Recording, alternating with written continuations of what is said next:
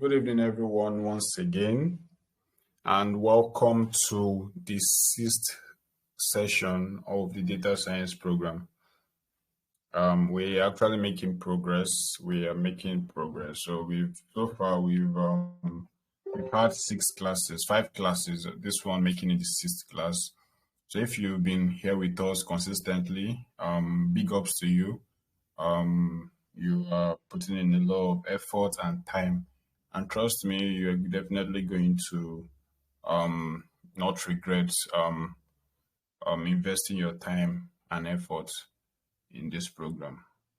So today we are going to continue from where we stopped yesterday. And as I said initially, that we are going to be introducing a new library to us today, and we'll be diving into data science and exploring some things and building upon what we've learned so far. It's going to be an interesting class, and it's also going to be a short class, about just 2 hours class.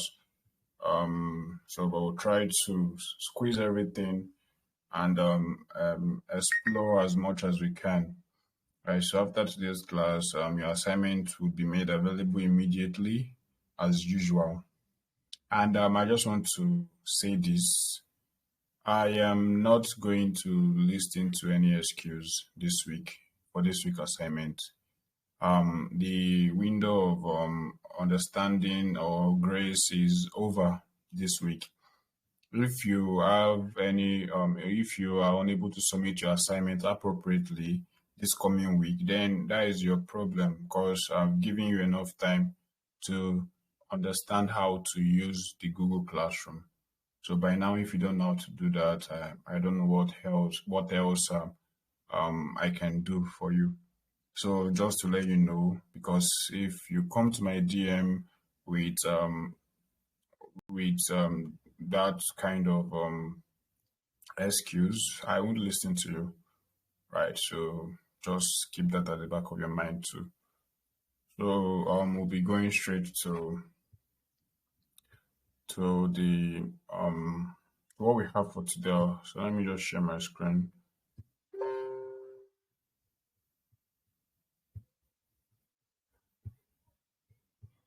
All right, so can everyone see my screen?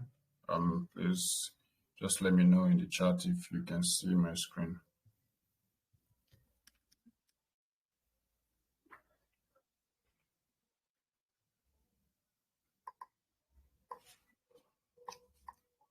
All right, so we're going to do a quick revision on yesterday's class, just to refresh our memory.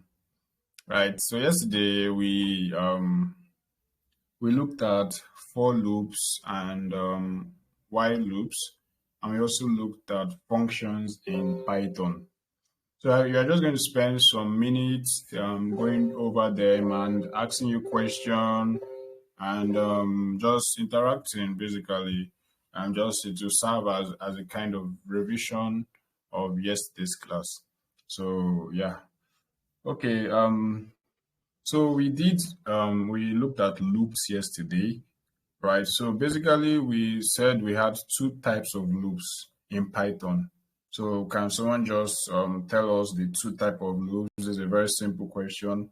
What are the 2 types of loops we discussed yesterday that we have in Python? So just a very simple question. All right. So we have the you are all correct. We have the while loop and we have the for loop. All right. So we actually also looked in depth at these loops. We looked at for loops. So we said that one of the loops is based on sequences and the other loop is based on a condition. So which one is based on sequence and which one is based on conditions? So can we have that answer or responses on that in the group chat too? So which of the loop is based on sequence and which of the loop is based on conditions?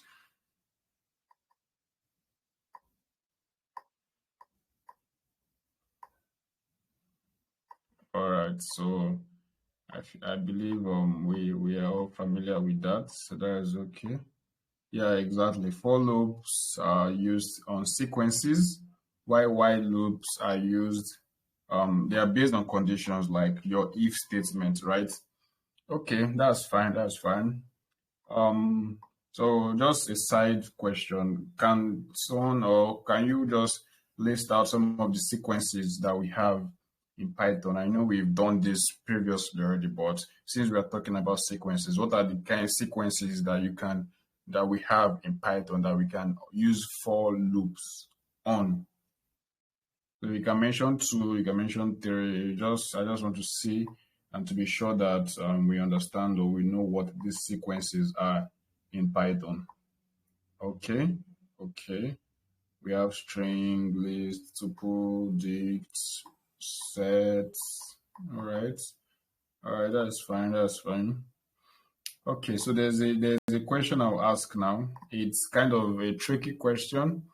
You know, in our dictionary is a different kind of sequence that has key and word value.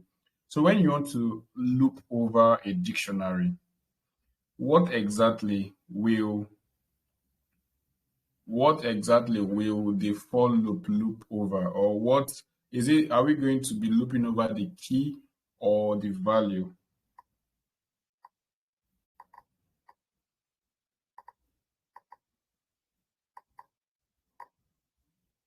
Exactly. So this is the same idea we had with our indexing. Remember when we talked about indexing, we said that you can index most of our sequences, right, except sets. So if you want to index dictionary that has a key value pair, the indexing is usually the key, right? So you index using the key. So it's a different kind of sequence. So the same thing applies in for loop. So once you're looping over your dictionary, you loop over the key, right? So okay, I believe we understand that. So let's just move on to the next one. Um, Okay, what are the we have in our for loop, although this is just a side question. In our for loop and while loop, we talked about control statements in our loops. So we have three control statements that we talked about yesterday. So what are they? We talked about three control statements in our loops yesterday. So it was something we added towards the end of the class. So can someone like mention them?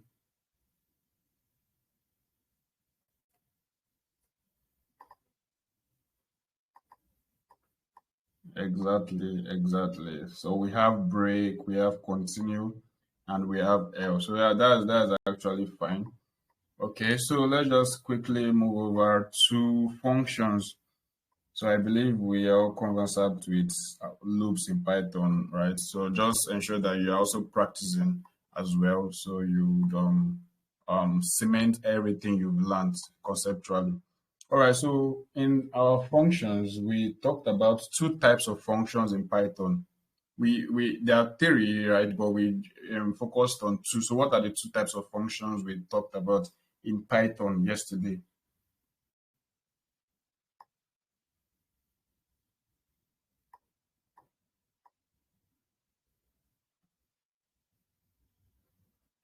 We talked about two types of functions in Python. What are they?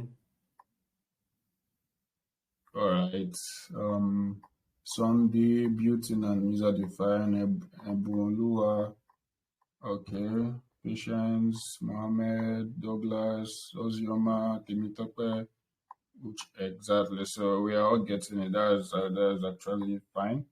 We have two types. We have user-defined and we have built-in functions. So this is very important to know, right? So I we talked about built-in functions. So can someone just mention five built-in functions in Python? Five built-in functions in Python.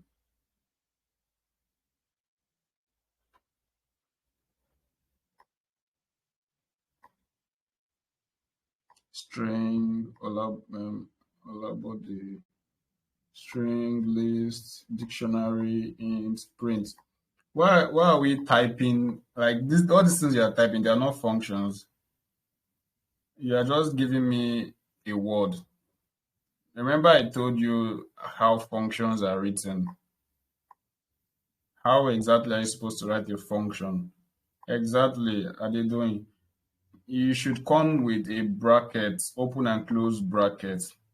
Right. So once I see all these things that you're writing now, I don't see them as function, right? Until I see the bracket there. So the bracket is very, very important. Very, very important. So always include your bracket when writing your function. So yeah, we have that. So we have print, len, string, int, float, range. Okay, that's fine. Max, int. Okay, so I believe we all are familiar with that. So as we are progressing, you are going to getting exposed to different built-in functions, right? So there are a ton of them, like tons of built-in functions in Python that you find useful. So when we even start introducing different libraries to you, like NumPy, Pandas, Matplotlib, sklearn, you see that they also have their own functions, right? Their own personal functions. So function is something we are going to be using throughout the course of this program. We're going to be dealing with functions. So that's okay. So let's just quickly last question before we move on to what we have for today. What are the four components of a function? Why defining a function? We have different components, different parts. What are they? And which one of them which of them are optional? You can just list them out and just indicate the one that is optional.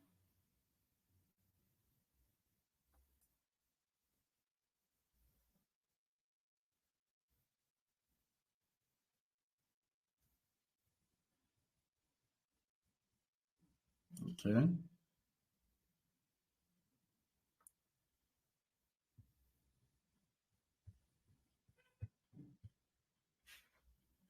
I believe we are all still typing that. Okay, I think this should be the last question. Then we proceed to what we have for today. Okay. Function name, parameters, arguments, optional, function body, return. Exactly.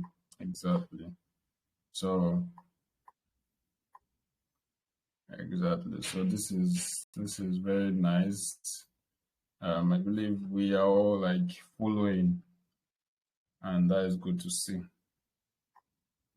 Yeah, so the parameters and return statements, those parts are optional while defining a function, right? So you can include them. So based on your function, you need them or not, right? There are some functions that require you to include parameters. There are some functions that you don't need to include any parameters, right? So it just depends on what you are doing. So, so yeah, that's the last question, and it was fun. This is just to help refresh our memory on what we did yesterday. So we are going to just continue from there, and I'm happy that most of us here um uh, uh, actually following along with what we've been doing so far, right? So today we are going to be moving forward, right? So we talked about string formatting. Let me zoom my screen. We've talked about string formatting. We've talked about types of operation in Python. Talked about conditional statements. Talked about loops, for and while loops. We talked about functions, built-in and user-defined functions. So today we're going to be wrapping up with this particular um, um, material, right? We are going to talk about objects in Python. So this part is this particular topic is very, very important, right? So it's going to be a foundation for what we are going to be doing as we are moving along. So please, if you've not gone through this material that we are using here, ensure that you do. Like that is why we are providing it for you on the Google Classroom. So please ensure that you go through this material, go through the reference textbook I sent earlier. So you are going to see it is going to help you go deeper if you want to into some of these things that we are doing, right? But the materials and the examples we are giving, I believe those are sufficient for you to understand at a fundamental and foundational level all that we've been talking about, right? So let's just move on to what we have for today. So today's class will not be so long. Try as much as I can to, yeah. So today we are going to be looking at objects in Python. Objects in Python. Now this is like a general view of we are not being specific now. This is just a general concept in Python. So it's important for you to understand what this is, right? Moving forward, we are going to be applying some of the things or most of the things that most of the concepts we learn today in the subsequent classes, right? So what are objects?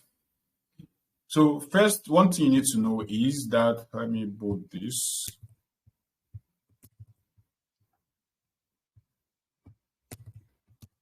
Everything in Python is an object.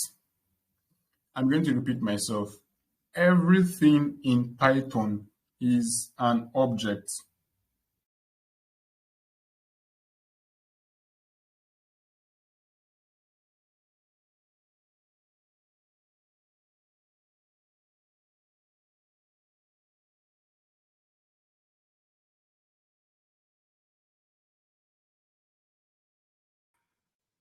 Okay, sorry for that interruption.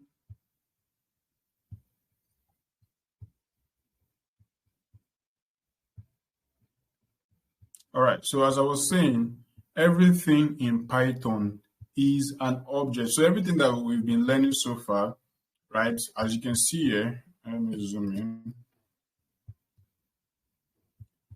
So everything in Python is an object.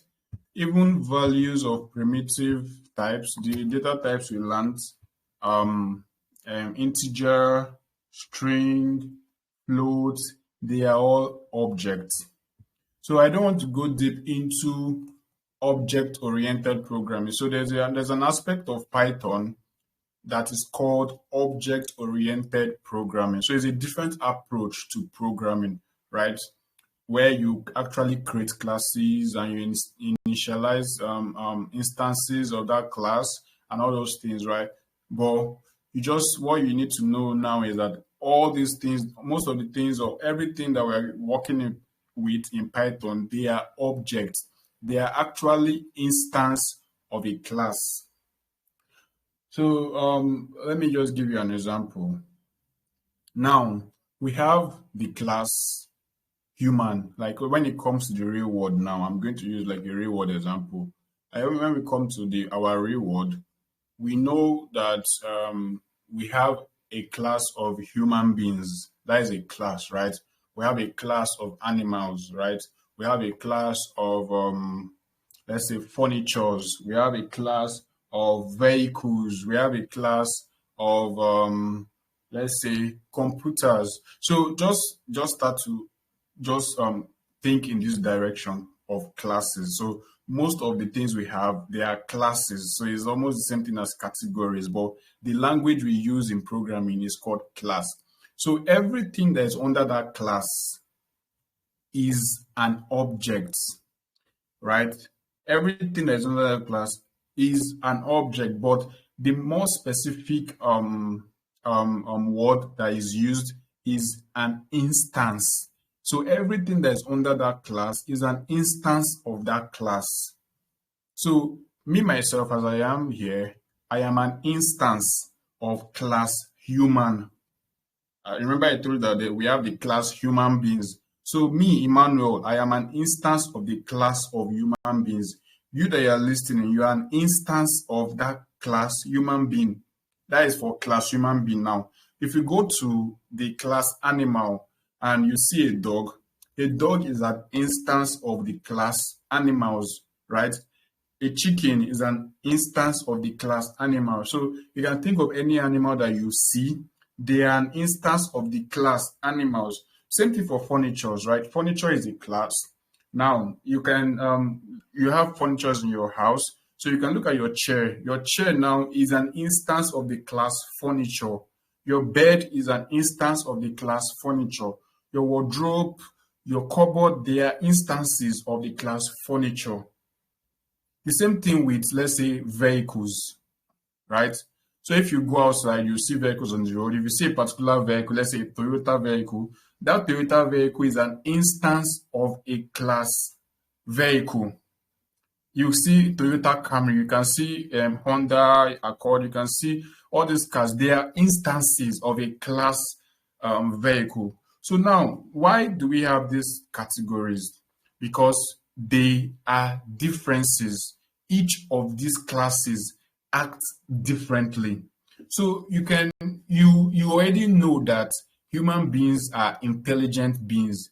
They can do some certain things, right, that other classes can't do. Like the class animal now have attributes that is unique to them that makes that particular class animal. So there are some things that animals can do that human beings cannot do.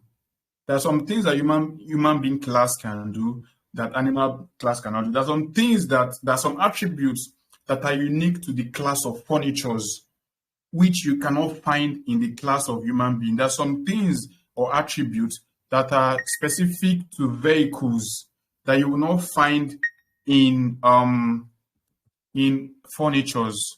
So these are this is how I want you to think about about classes, right? I will come to object about classes generally. So this idea is the same thing that we have in Python. It is replicated when it comes to programming. So it's a general concept, but in Python, we also have the same concept. So now we are talking about objects in Python. So I've talked about different classes, right? Different human class, animal class, furniture class, and the rest. So every instances, me as I am now, the dog that is on the road, the car that is driving, the bed that is in your room, the everything that is under a class, they are all objects. All of them are categorized as objects. Are we following? So we can call myself an object. You call a cat or a dog an object. You can call a chair an object. You can call a Toyota an object. So just the same idea is the same idea you should bring into Python now. So everything is an object. So the same thing applies or is replicated in Python. Every single thing in Python is an object. Now, we've talked about data types, right? We talked about int.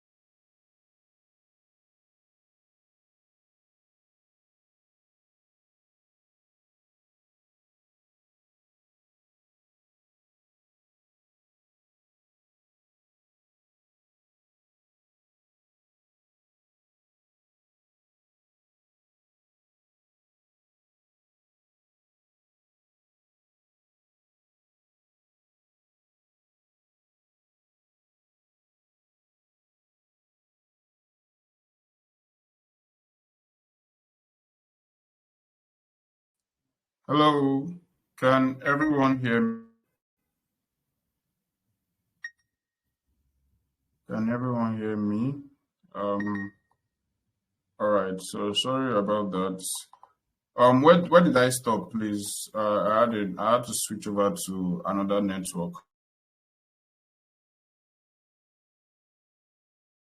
from. Where did we stop, please? Can someone just let me know?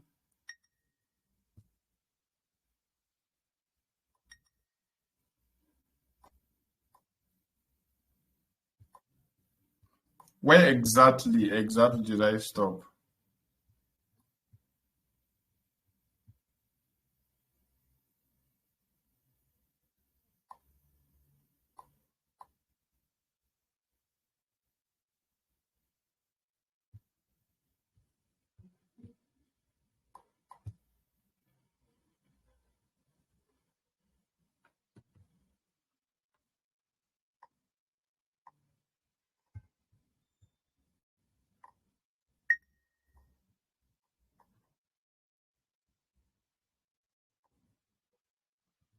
All right, all right.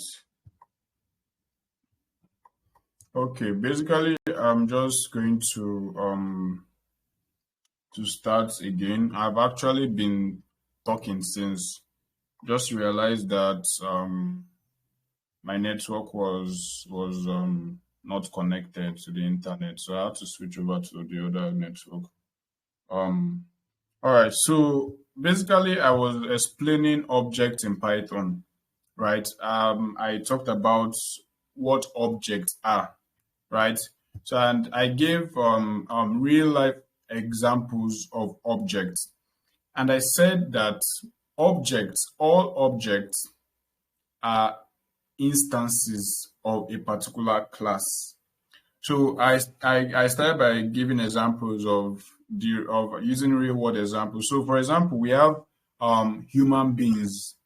Human beings is a particular class. Human being is a particular class that has objects under it, and those objects under it, they are referred specifically to instances, right? So I, for example, I am Emmanuel, right? I am a human being, so I can refer to myself to as an instance of the class human being. You that are listening to me now, you're also a human being. So you can refer to yourself as an instance of the class human being or human. Let's just say human, right? So we have a lot of instances under a particular class. So we can have a human class, we can have an animal class. So we can have animal. Animal is another class on its own that has objects under it. So the object under it are animals that we know: dog, chicken, cow, bird, and so on and so forth. So all those animals, right? They are objects and they are instances of the class animals, right? So the same thing can be said to, like, let's say vehicles. Vehicles can be a class, right? And that particular class has a lot of instances under it, right? We can have Toyota Camry, we can have Honda, we can have what have you. So all these vehicles that you know, they are instances of a particular class. And what differentiates classes are their attributes and methods. So human beings have attributes that another class does not have. That is what makes human being human being. You understand? That is what makes this particular class distinct from this other class. So the class of animal has attributes and methods. Let's just use method. Method is a Python, a programming concept, right? I'm going to explain that. So animals have attributes and methods that are unique to that class, right? So you know that animals, they work on their four. Most of them, they work on their four this thing. Although we have um um exceptions, right? So you can look for things that distinguishes this particular class from this another class, right? So those are the attributes of that class. So we have, let's say, furnitures. Furnitures can be a class, and under furniture, we can have objects under the furniture. We can have your wardrobe, you can have your bed, you can have your chair. All these objects, they are instances of the class furniture. And this particular class has attributes that makes it furniture. So a bed has attributes that makes it to be classified under that class. A chair has attributes that makes it to be classified under this thing. So you can think of several classes, several things, right? We have the class of plants. So plant is a class on its own, right? They have objects and that we have a lot of things. We have you can just think of anything that has that can be categorized into a class, right? So that's the idea that we are bringing in into Python. So the same idea that I just explained now is the same thing that is replicated in Python. So in Python, we have classes or we have objects because what we are talking about today is objects. So everything in Python is an object, and all objects they are under a particular class.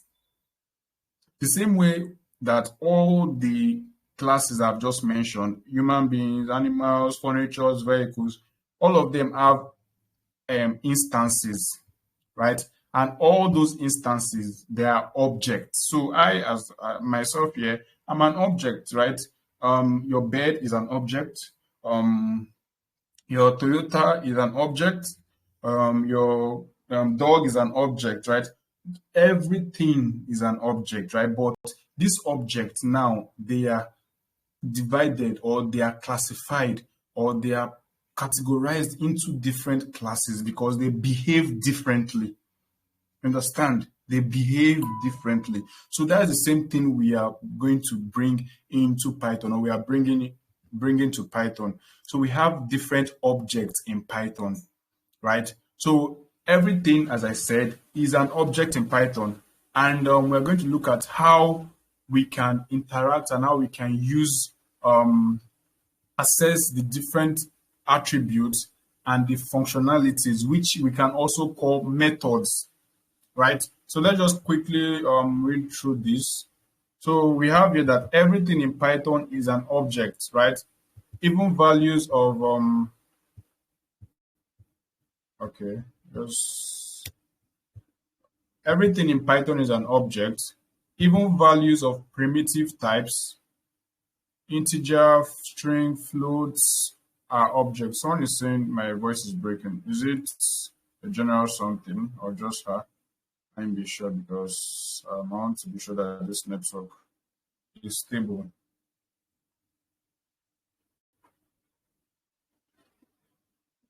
All right.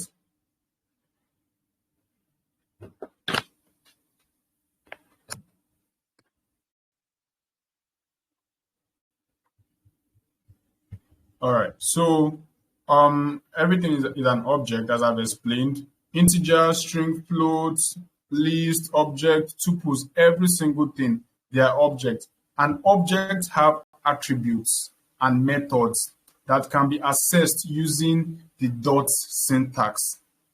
So let me say that again. Objects have attributes and methods that can be accessed using the dot syntax. So I'm going to show you exactly how to do that. Right? So it's actually going to be very interesting. This is a new thing that we are going to learn today.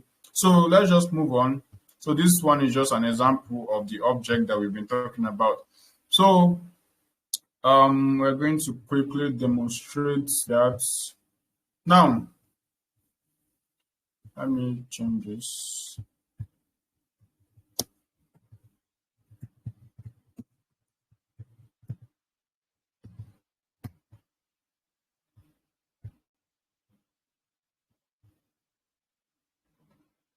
Now, before I show you the implementation, I'm going to explain what we mean by attributes and methods.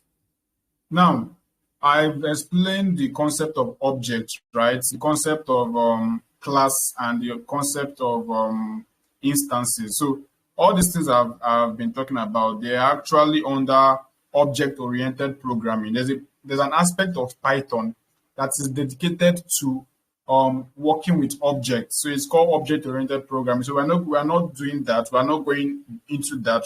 If you are curious about it, you can as well just check it out after this class. But I just need you to understand the idea of objects and the idea of attribute and method, because going forward, we are going to be using this in almost everything we will be doing. Almost everything we'll be doing will be based on this attribute and method that we're talking about. So let's just continue. So what are attributes? So attributes is like characteristics. Remember in your when you were in school, They taught you the characteristics of living things. So I think it's something like Mr. Ninja D or Mr. Ninja Card, right? So those are the things that define a living thing. Once you see something that exhibits these characteristics, you know that, oh, this thing is a living thing, right? The same idea goes for a human being. A human being has characteristics that define it. So if you see these characteristics exhibited, you know that, oh, this person is a human being, right? If you see that that person can stop, that thing can talk, that thing can think, it has emotion, it is intelligent, and all those human characteristics, you conclude that, okay, this thing that I'm seeing is a human being. Understand? So that is how you identify something. The same way you identify an animal, and animals have characteristics that makes them animals. You understand? So the same idea is replicated here, or the same is the same thing we are trying to explain here. Attributes are characteristics or properties of an object, right? And I said everything in Python is what? An object. So everything has attributes. Objects have attributes. Keep that at the back of your mind. Objects have attributes. So let's just look at that. So you think of attributes as characteristics or properties of an object, right? They describe the object, state, or features. So for example, if you have a car object that I gave, like the example I gave, its attributes might be things like color, make, model, yeah. So these are the things that you see and you'll be able to like know that, okay, this particular thing is a car, right? It has attributes, right, that defines it basically. So the next thing here is methods. So we're going to be looking at methods. So methods is the same thing as function. So don't let this word confuse you. Method is the same thing as function. So the function that we've been looking about all this while is the same thing that we are seeing here. So the name method is used differently because it is now we are now associating functions with a particular object. So the definition here is that methods are functions that are associated with an object. So this, I need to bold this. Methods are functions that are associated with an object. So they represent actions or behaviors that the object can perform, right? So like for example, now we are talking about, let's still use humans as an example. So when we come to human, the attributes of humans can be, it has hand, it has ears, it has nose, it has legs, and all those things that characterize human beings, right? Those are the attributes. So now the methods now of humans is that they can speak. That is an action. They can eat, they can talk, they can breathe, they can run, they can dance, they can do a lot of things, they can code, right? So these are methods, right? Methods are functionalities, ability to do those things that you can do. That is what method is, right? So as you can see here, they represent actions or behaviors that the object can perform. So for example, using the car as an example here, remember the car in this case, we can have we have attributes of the car like color, make, model, year, and maybe engine type, and all those things that can characterize a car. So when we come to method of that car, we can have things like start, stop. A car can start, right? A car can stop. A car can accelerate. A car can brake. A car can do all those things. The car can do are the methods or the methods of that particular object, right? So this is the idea I want you to have at the back of your mind regarding attributes, method, and object, right? So this is basically summarizing it for you. In simpler terms, attributes tell you about the object, while methods tell you what an object can do. So if you not take anything away from this class, take this. Attributes tell you about an object, while methods tell you what an object can do. Let's just move on from there. So now we are going to look at various attribute and methods for the various data types in Python. So mostly we have several, we've talked about the data types, right? So all these data types, almost everything that you're going to be working with, they are under a particular data type, right? So those are objects, and those objects have different attributes and different methods. So I'm going to show us how we can play with this in Python. Let us quickly, all right, so let me quickly show you how to access the attribute of a particular object. So for instance, let me come here and initialize a variable. Let's say number, right? Or let me use list, for example. My list, I'll come here and just put 1, 2, 3, 4, 5. So now, this my list here is an object, right? So this is an object. So if I want to know the particular class it is under, what I'm going to do is just to use the type function that we've looked at, right? So come and say type my list, and you can print it out. So you can now see the output here. The output is what? Class. So it's telling you the class of this object, my list, is list. Can you see it now? The class of this object is list. So this particular object now has attributes and methods of a list. You understand? It has attribute and method of a list. So it behaves in certain ways, and it can do some certain things that only list can do, right? So let me give you another example again. Let me say my tuple. Come here and say 1, 2, 3, 4, 5, right? My screen is static. All right, let me share.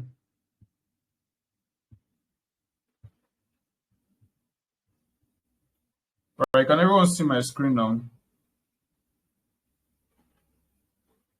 Can everyone see my screen?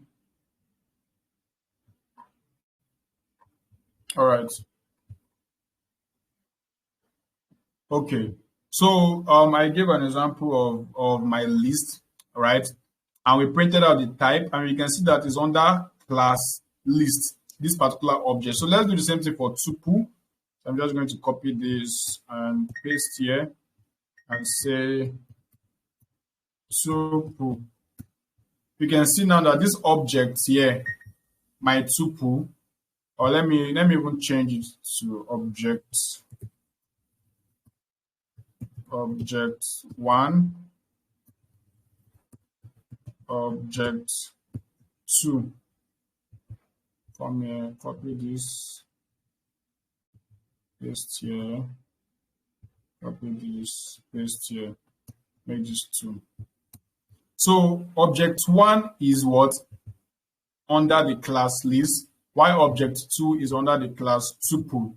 Right? So this is the idea I was trying to convey initially. So everything here, all objects belong to a particular class, and each object has attributes of the class that it belongs to. So the way to access the attributes of a particular object is by using a function called accessing the attributes of an object. So we access the attribute of a particular object by using a new function called dir. dir. So this is a new function. So what you do is just you put your open and close bracket, obviously, and the dir function takes as argument the object.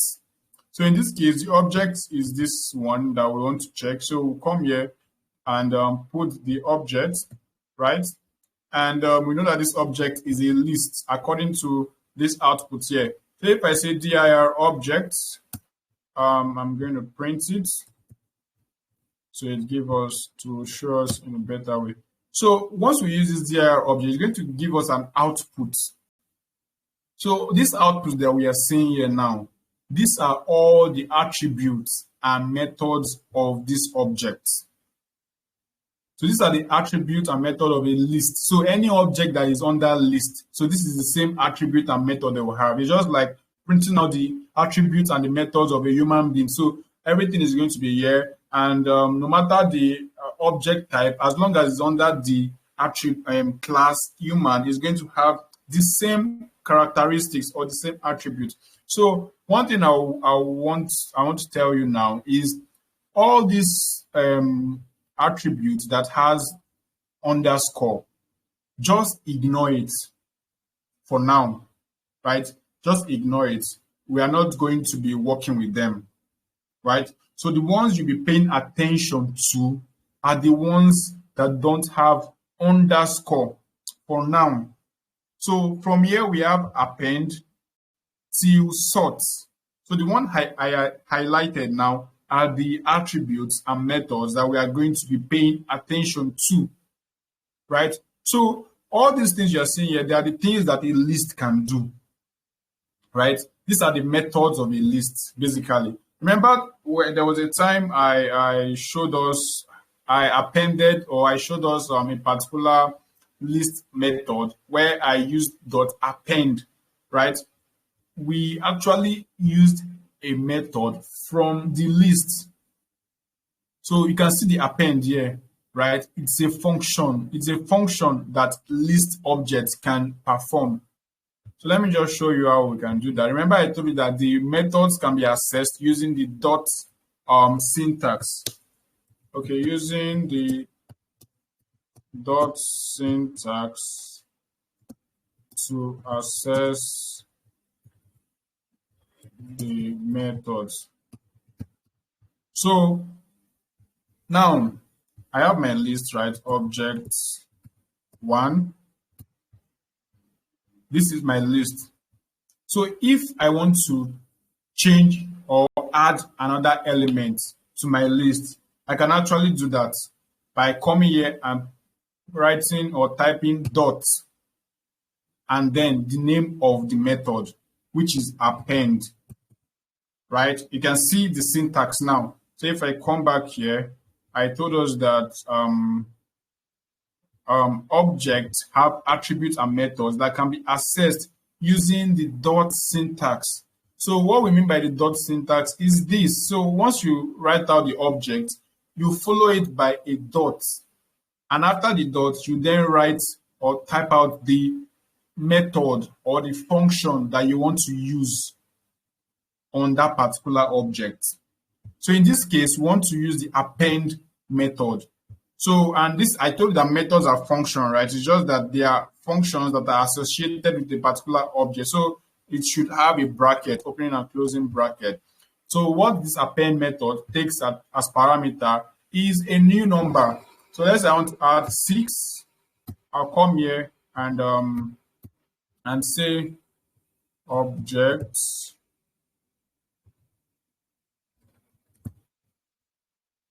You can see now that we've added 6 to it. So let's let me just bring this here. So you can see that we've added 6 now to this particular list. So this is actually how we interact with the methods of an object. So a list can actually add an element to its existing elements. So now let's look at another object, right? Let's see if another object can behave the same way a list can behave. So let's look at tuple. So let me come here and say assessing the attributes and methods of a tuple object. Right, so I have my tuple here. I'm going to copy it. Just copy it and paste. So now I'm going to access the method. Let me see the different attributes of my tuple objects. So if I print this, you can see what I get. You can see that we have only two methods, which are count and index. You understand? Unlike our other object here, which is list, we have plenty of them here. So this just tells you that a list is more flexible and versatile. You can do a lot of things. It is mutable basically. Remember when we talked about mutability?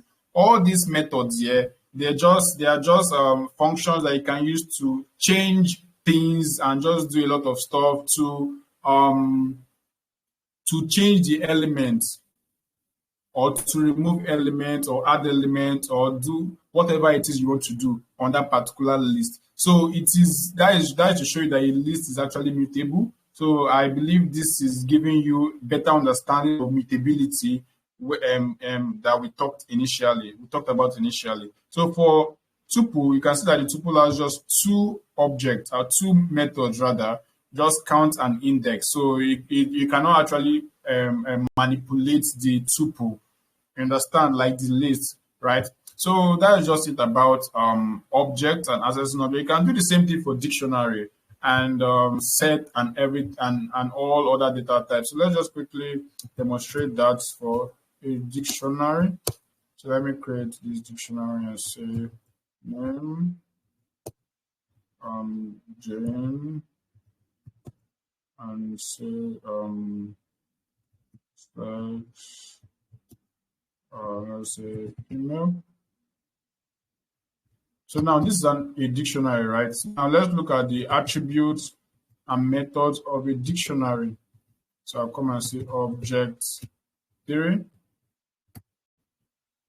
You can see the different attributes, right? The methods of the dictionary. We have clear, we have copy, we have from case. So actually play with them. You can just check them out and just see what each of these methods can do, right? So, but let's look at one of them. So we have keys here. So what this method will do is that it will return only the keys of your dictionary. So if I come here and say objects dot keys, you can see that it returned what? This is the output here. It returned, let me print it out. So you always try to use print so it will give you the appropriate output. So you can see that it returned the keys of my dictionary. So my dictionary had two keys, name and sex, right? So if I add an extra key here, let's say age, and I come here and say 30,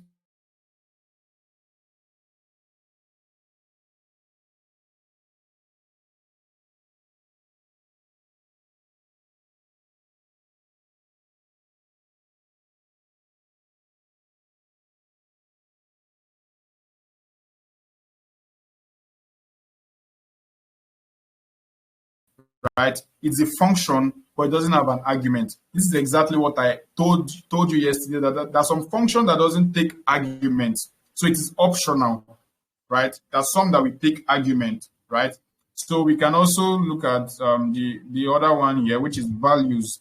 So this values method will return the values instead of the keys for you. So if I come here and say, let me say keys and copy it and paste, instead of keys, I'll put values. So I'll say enter. So you can see that it is returning the values for me. So you can see that it returned the keys first, name, sex, and age. And now the value is Jane, female, and 30. So if you want only the value, right? If you want only the value, you are going to have to use this particular method, values, right? So when you say my screen is static,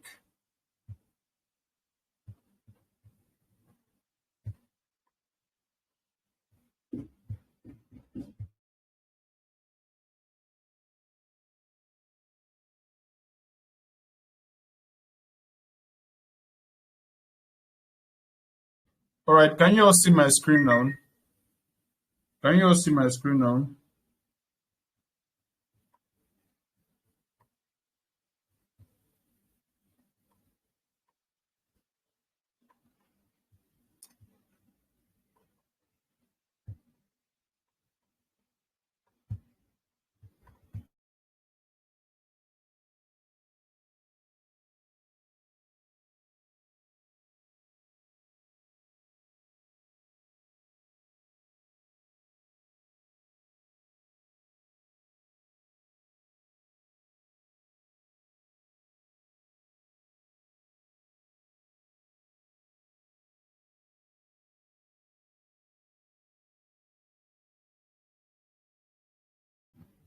Okay, so I believe we're all good now.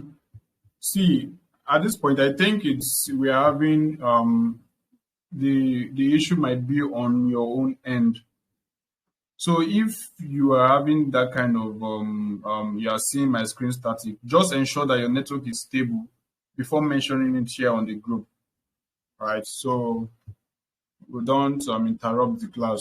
I'm trying my best to carry everyone along so you have a very seamless experience. All right, so basically, this is how you assess the methods and the attributes of a particular object. So in this case, most of these things you are saying here, they are all methods, right? So you might not necessarily see attributes. They are all methods because they are performing an action. You understand? So there's some objects that you are going to see, or you are going to learn or get exposed to that would show you different attributes. We are going to look at that hopefully when we start doing our machine learning and going deeper into these Python libraries. But for now, I just need you to understand this concept very, very well. All right, so let's just proceed. So on your own, you can actually look at the different methods. You can look at the different methods of a list and play with them, see what each of them can do. We can actually exhaust everything in this particular class. So we'll just have to stop there. So yeah, that's it for objects and attributes and methods. So you can see in this material, I listed out some of the common attributes and methods for the different objects we have in Python. So you can see we have methods for string. So let's even look at string methods. So I think string has actually interesting methods too.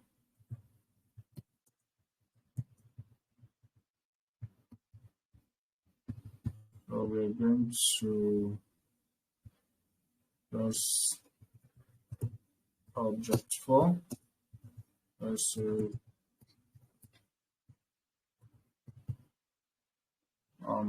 objects attributes and method. So now this is a string that we've created. If we print out the type, you see that it is a string object for that is of the class string. Now we can access the different attributes and method of this particular object by using what? So how can we access the attributes and methods of this particular object? This is a question to you all. So I just need a very quick answer.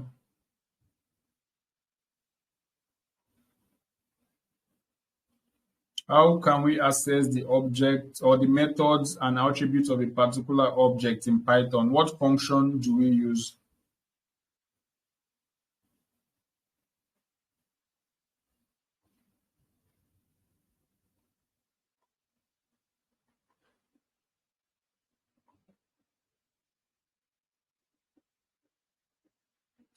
Exactly.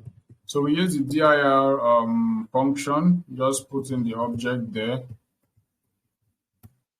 and then you see. So you can see all the different attributes and methods of a string. Consider we have a lot. We actually have a lot of them. So there are a lot of things you can do with strings. So if I come here and let's say I want to use one of these methods or attributes, right?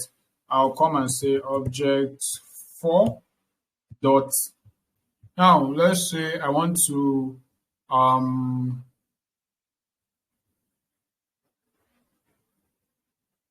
I want to capitalize my string. Like my string here, it's actually written normally with each word starting with a capital letter and the rest having small letters. Let's say I want to actually capitalize everything. So there is a method for that, right? So I will just come here, see the method here. This is upper. So I can come here and say upper and just run it. You see that it automatically capitalizes my string object. So this is a behavior that is peculiar to the string object. You can actually do this for a list. You can't do this for a tuple. You can't do this for so many other objects, right? This is specific to string object. So you can see a lot of them here. We have a lot of them basically. So you can just play with them and see what each of these methods or attribute does. So if I even come here, I have is numeric, right? Let's use is numeric. Is numeric. You can see that it is false. Why? Because this is not numeric. If I change this to, let's say, 14, you see that it's true, right? Because this method basically checks the content of the string to know if the content is a number or a text. So there are so many things you can just do with objects and methods, right? So this is what we are going to be working with mostly as we are moving forward.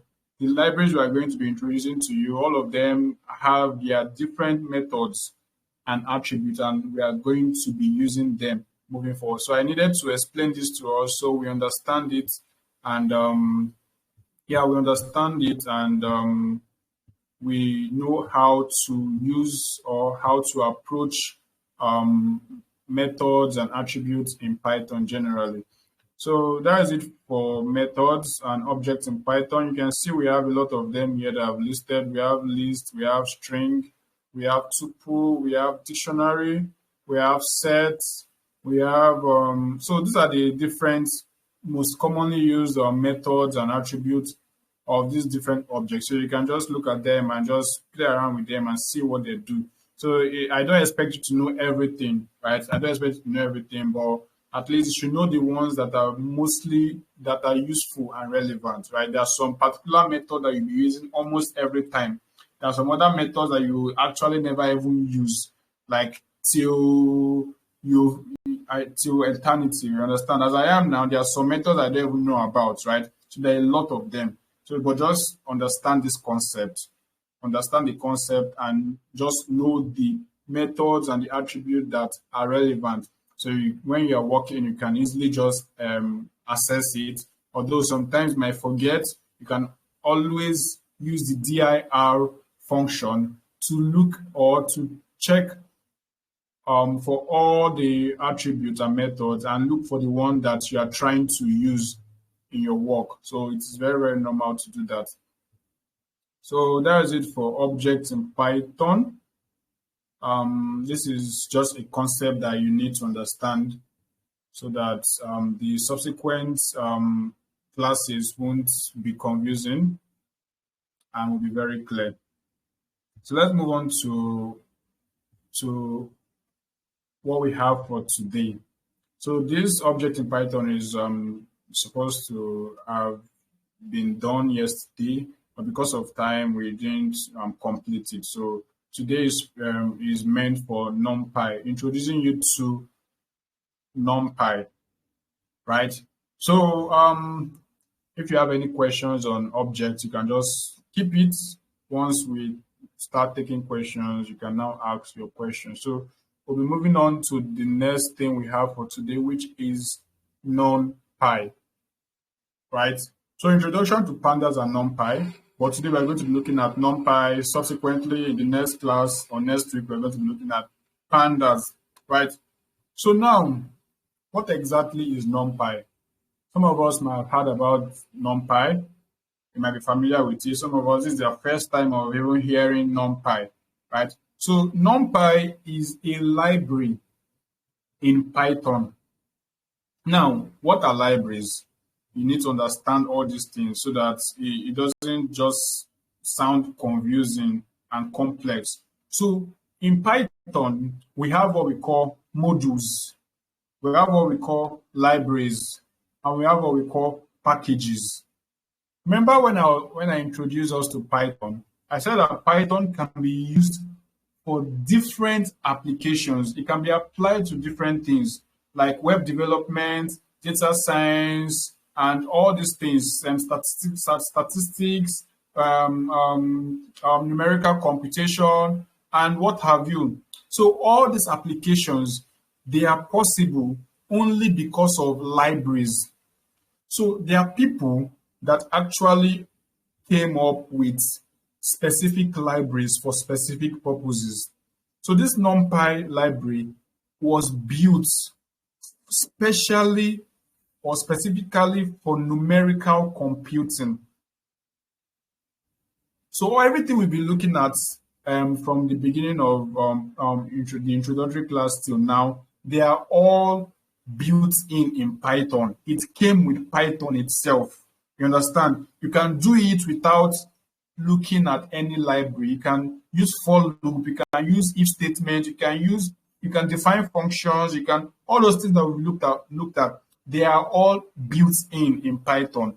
But libraries are external functionalities that you are introducing to Python to extend the arm, to extend your possibilities. You understand? So as a programmer, it is possible that you saw that there's something that you can do to help people that are using Python. So you can now go on to develop a library that will be able to solve a specific problem.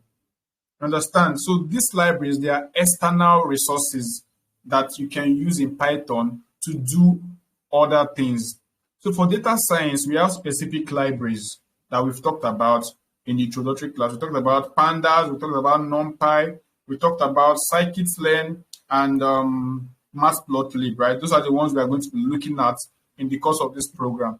But for today, we'll start by introducing NumPy, right? So NumPy is one of those libraries. So let's just quickly go into it. So what is NumPy? NumPy is short for numerical Python. So the name has given it has given it away already. Like, you know what it is used for. It is used for numerical computation. Anything number, just leave it for NumPy, right? Anything calculation, anything number, numerical, just leave it for this library. That is what it is built for, right? So all the machine learning that you are going to be doing, they are going to be done using NumPy arrays. We're going to talk about that, right? But basically, this NumPy is for numerical computing, right? So it is short for numerical computing and is a fundamental library in Python used for numerical computing, right? It provides support for large multi-dimensional arrays. Now you can see that I bold this word and this word. So I'm going to introduce to us a new data type.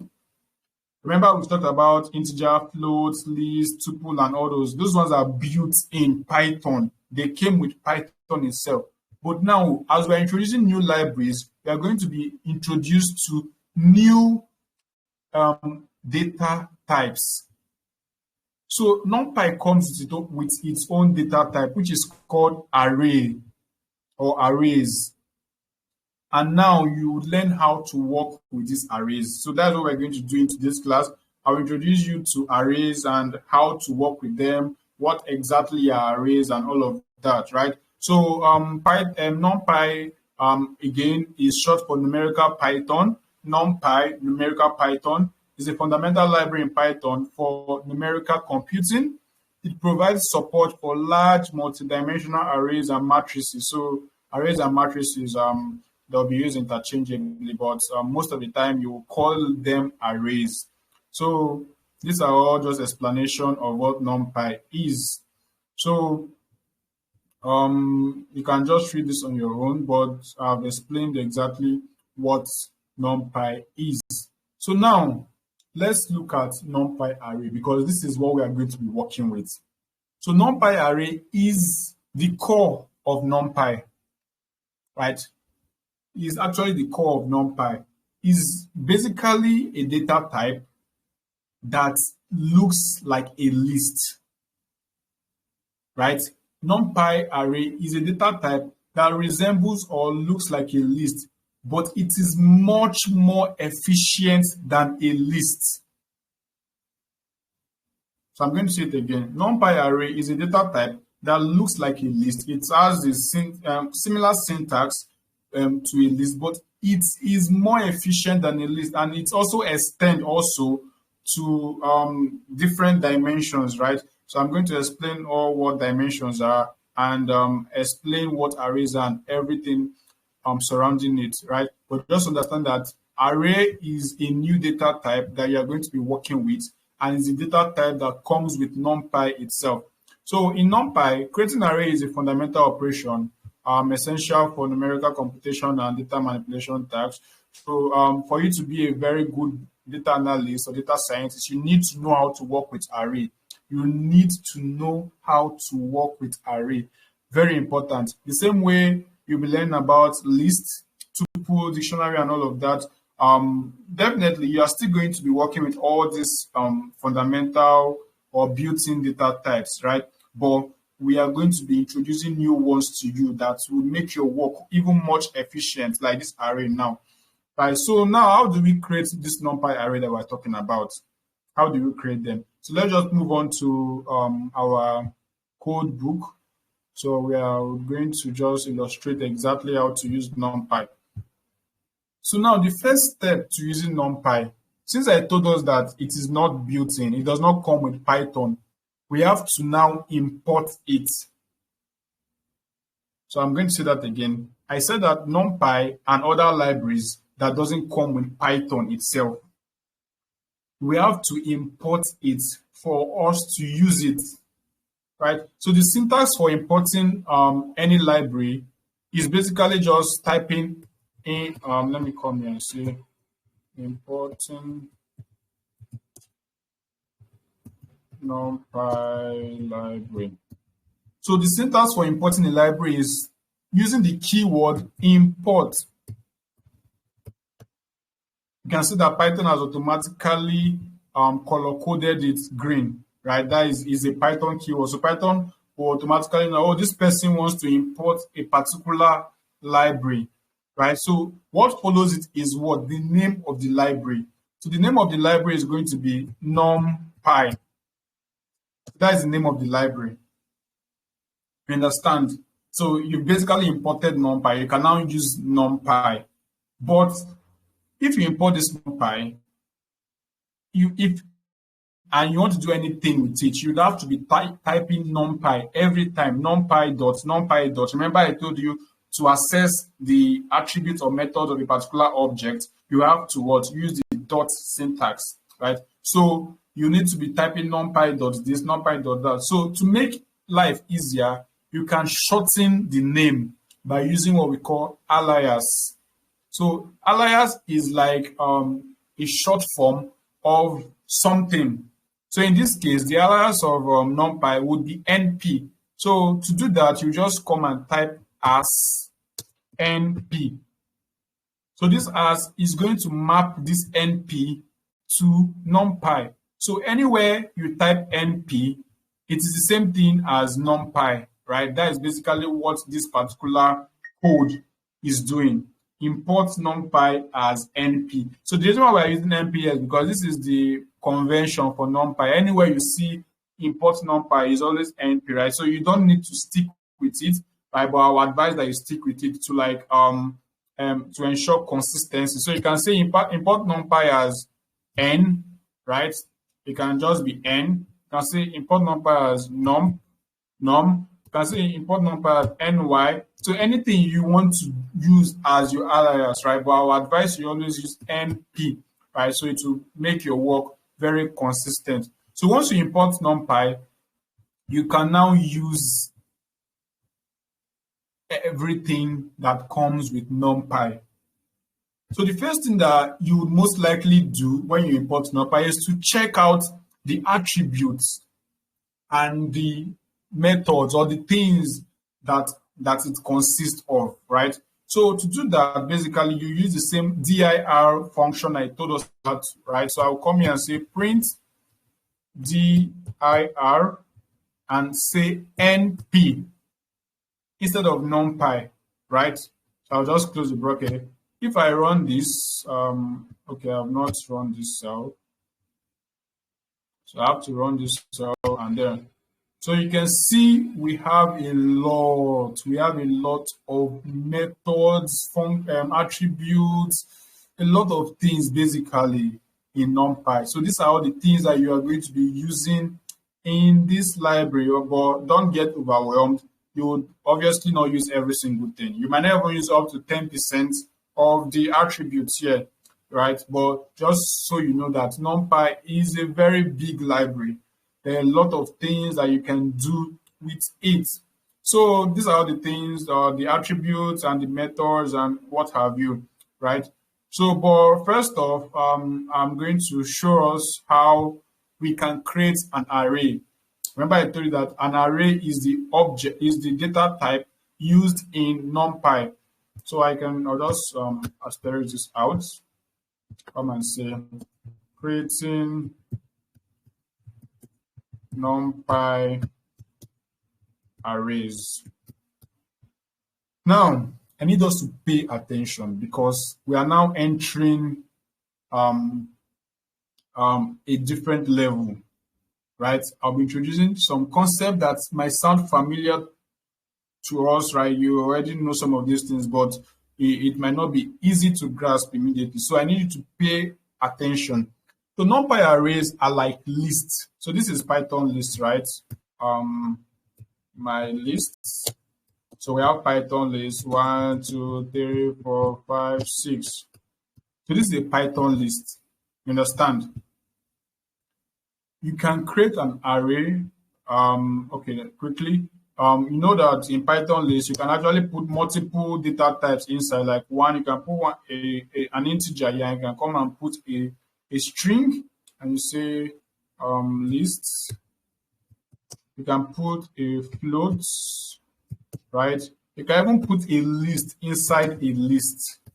You can have a list inside a list. You can have it. So a list is just very flexible. Like you can literally put any data type in a list, right?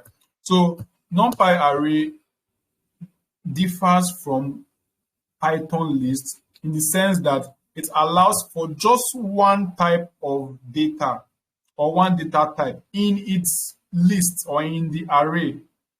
You understand? So let's just see how we can create that. So to create a NumPy list, a NumPy array, there are several ways you can create it. But before we go there, we have 3 kinds of NumPy array.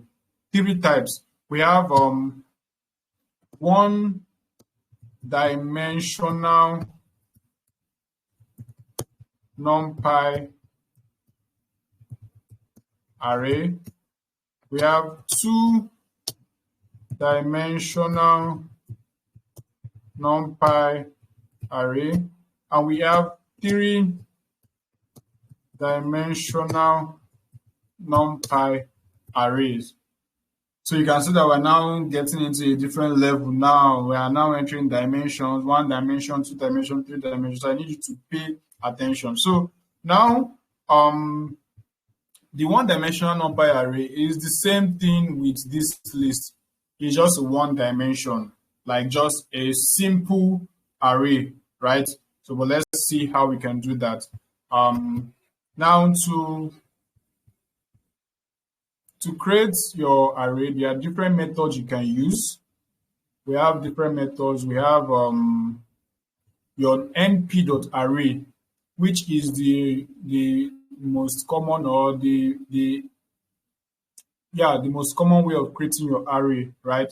We have np.array, we have np.zeros, we have np.ones, we have np.arrange, we have np.linspace. So we're going to look at all these different ways of creating our NumPy array. So let's look at np.array. So our np.array basically takes in a list, a Python list, and convert it to an array. So in this case now, we have this particular Python list, right? So if I come here and say np.array my lists, now you can see that it's giving us error because we have several different stuff here, different data types. So you cannot really make sense of it. So most times you make sure that your list is a consistent one, basically.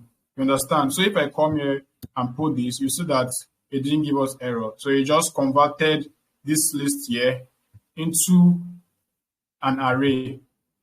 All right, so if I assign this to my array,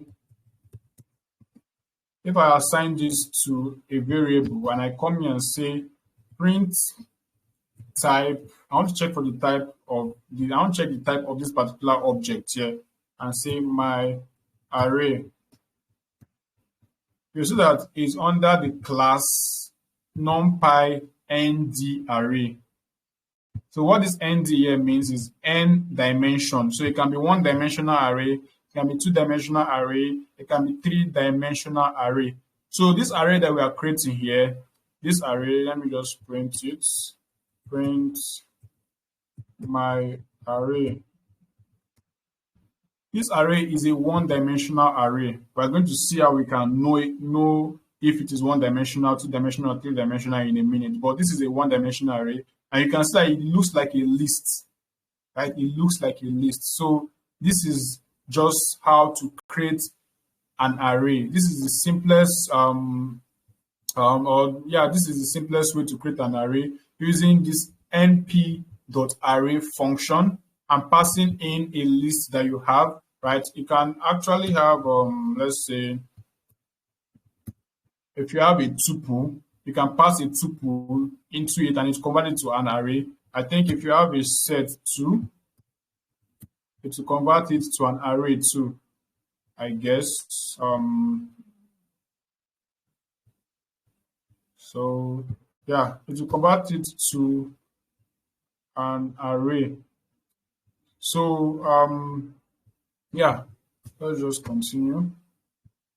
So, but most of the time, you're always putting a list or a tuple, or mostly a list, right? You have a Python list and you want to convert it to array, you just use your np.array. You can actually do it directly. Instead of passing in a list, you can just come here and put in your number. So you put your brackets, right? Put in your number. You can say 1, 2, 3, 4, 5, 6. Right? Close your brackets. So you are passing in a list. What you have here is a list, right? So if you pass in this list, you're going to have an array. So you can do it manually, or you can have a list that you have and then pass it into this np.array function and you get an array. So this is a one-dimensional array. So the way we can create a two-dimensional array is quite similar, but there's definitely a difference. So if we want to create a two-dimensional array, we are now going to kind of include an extra bracket.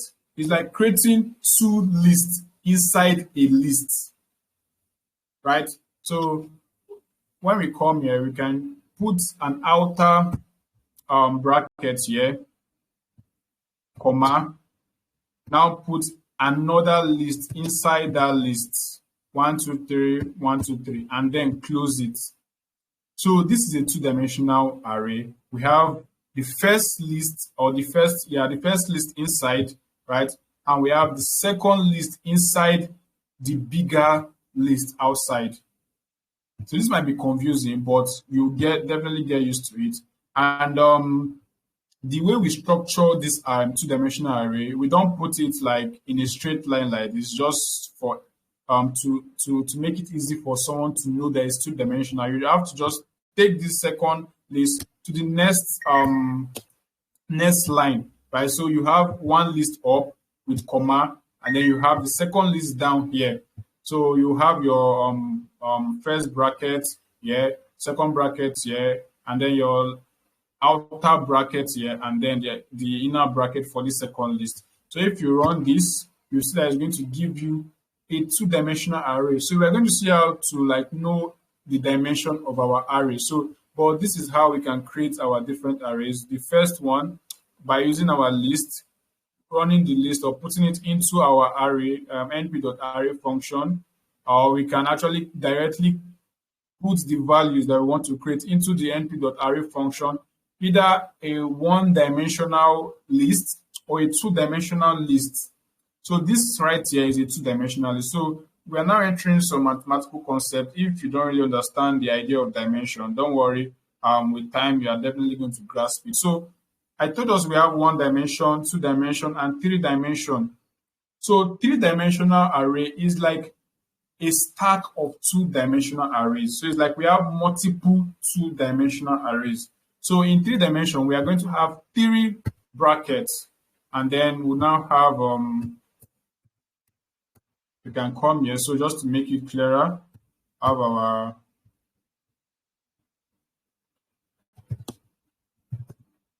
so let me change this thing 4, 5, 6.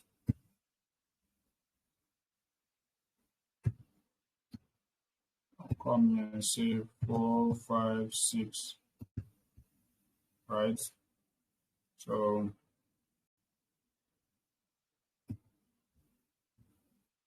this is basically how you create your three-dimensional arrays. So yeah, some of us, this is actually it's going to be confusing definitely, but just know that we have one-dimensional arrays, two-dimensional arrays, and three-dimensional arrays. So your one-dimensional array is equal to a simple list like this, right? A one-line sequence of numbers. While your two-dimensional array is like having two lists.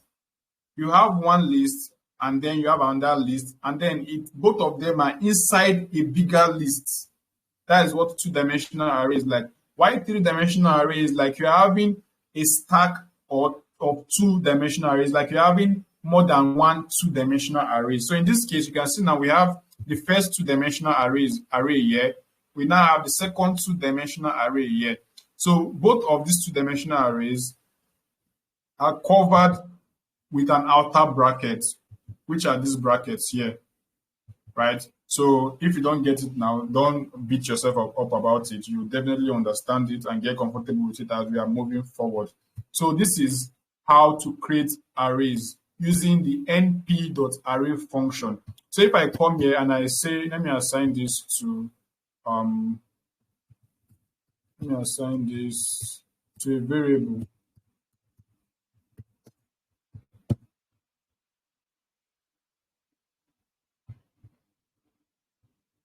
Come here and say print type array 3D. You can see that is of the class numpy nd array, right? So we can even check for or see the attribute and method of this particular array. So if I come here and say print dir array 3D, you see you are going to get this, right? So these are the different attributes and methods of your array. So you are going to look at all this, but just understand that this is a way we can create arrays in NumPy. Are we still following? Is everybody still following? Can you hear me very well?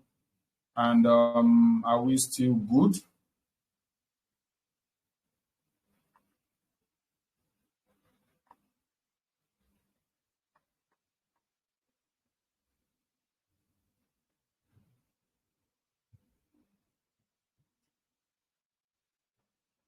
All right, all right.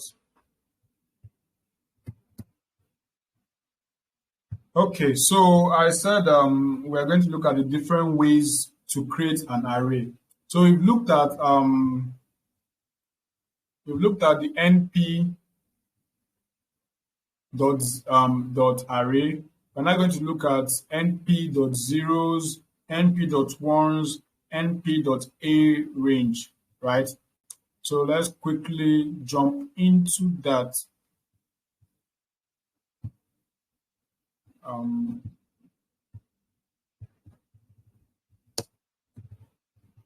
Other methods of creating arrays.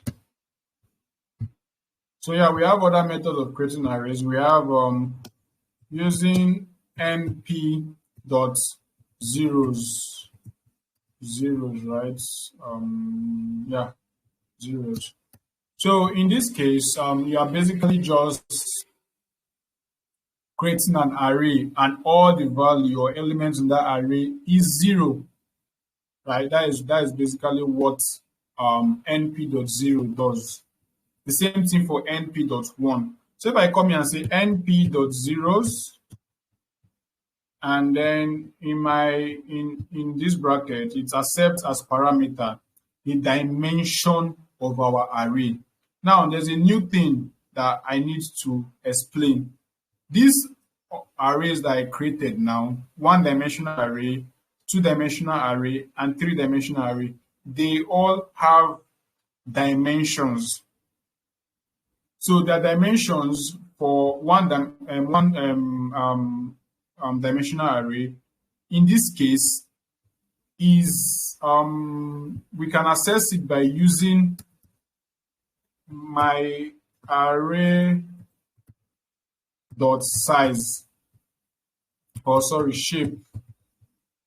So this is an attribute of this object. So what this attribute does is that it tells you the dimension of this our array that we've created here. So if I come here and run it, right, you see that it outputs 7. It is giving us 7 here. So this is the shape of our array. So it has 7 elements in the rows and no element in the column, which is the same thing as a one-dimensional array. So for one-dimensional array, we have just rows and no columns. You understand? For two-dimensional array, we are going to have rows and we are going to have columns. So if you come here and say, let's pick up this one.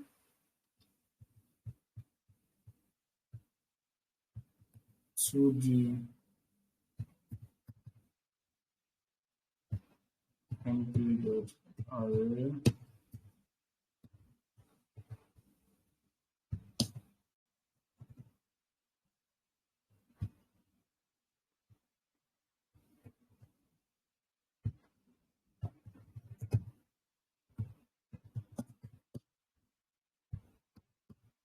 All right, so this is a two-dimensional array. If I come here and say array 2d.shape, I'm going to get this as the output, 2 and 3. So what this number here means is the number of elements along the row, and this 3 means the number of elements along the column. So these are new things you need to learn about arrays. So we have rows and columns. So in your normal, you already by now you should know what rows are. Rows are actually the vertical alignment. Sorry, the horizontal alignment. While columns are the vertical alignment. So along this axis, this is your vertical alignment now, from up to down, right? While your horizontal alignment is from left to right. So in this case, if you look at the vertical or the rows here, we see that we have just 2 rows. We have this is the first row here, 4, 5, 6, and this the one down is the second row, right? 4, 5, 6. So in this particular array, we have 2 rows. Why for columns? We have 3 columns, right? We have this is the first column here along the vertical axis. This is the second column here along the vertical axis, and this is the third column along the vertical axis. So the shape of the array will be 2 by 3, meaning we have two rows and 3 columns. So if I come here and I increase the number of rows and I put extra elements here, saying 3, 6, 7,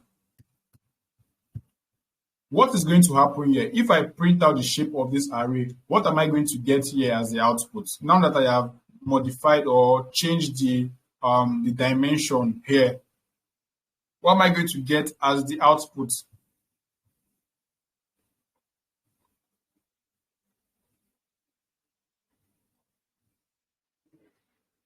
Exactly. I'm going to get 3 by 3 because the number of rows now is now 3. I have 1 here, 2 here, and 3 here. You understand? So if I print this, I'm going to get 3 by 3. You understand? What if I come here and I add extra elements along the column? And I come here, put 2,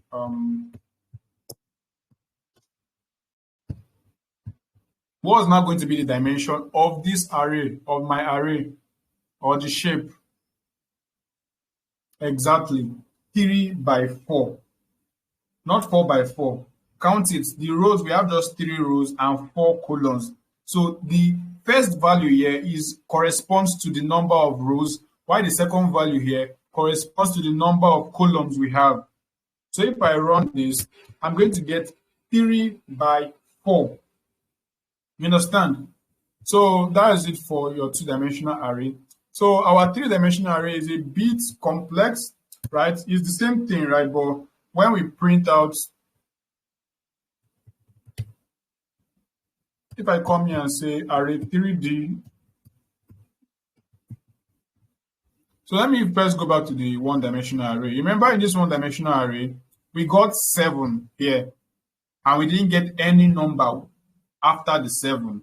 Why? Can someone tell me what this particular output means? This 7 comma nothing. What does it mean? This is for 1-dimensional array. If you are asked to explain what this array shape mean here, what will you tell someone? Exactly. It does not have any column. It just has rows. So the actual way of representing this particular array here is going to be something like this. It's going to be something like this.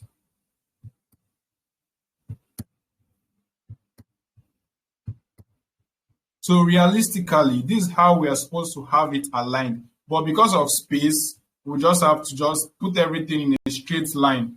Understand? So this is how we should have it, because along the vertical axis, we have 7 rows with no column. That is how 1-dimensional array are. That is the dimension, or this, usually the shape of 1-dimensional array. They have a particular number of rows with no columns. So once you introduce a column to your array, it is now 2-dimensional. You understand? So 3-dimensional array is now adding an extra layer of dimension. So that is the 3rd dimension. So if I come here and say array 3D.shape, I'm going to get 2 by 2 by 3. Right? 2 by 2 by 3. So this first 2 here corresponds to the number of 2-dimensional arrays we have. We have the first one here.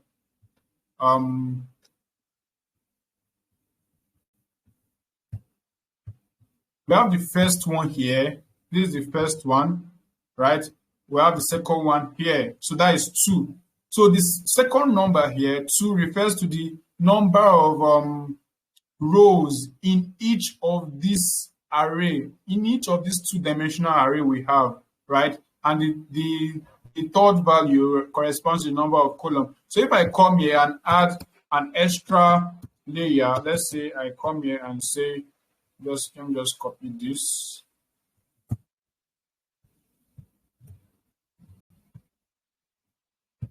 What is now going to be the shape of this particular 3-dimensional array? Now I've added an additional two-dimensional array to this stack here. What are we going to have as the shape of this three-dimensional array?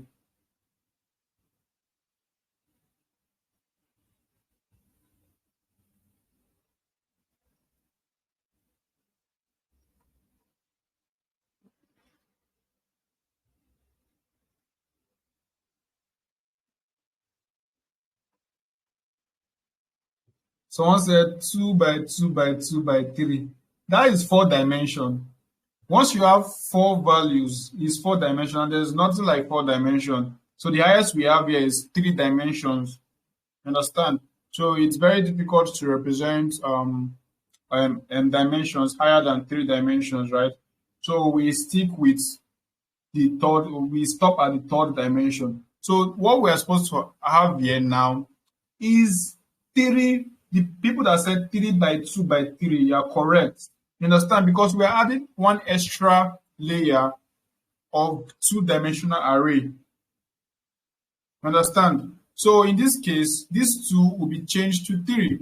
So if I run this, you see I'm going to get 3 by 2 by 3. So now the way to know if an array is 3-dimensional, 2-dimensional, or 1-dimensional is by counting the number of values here.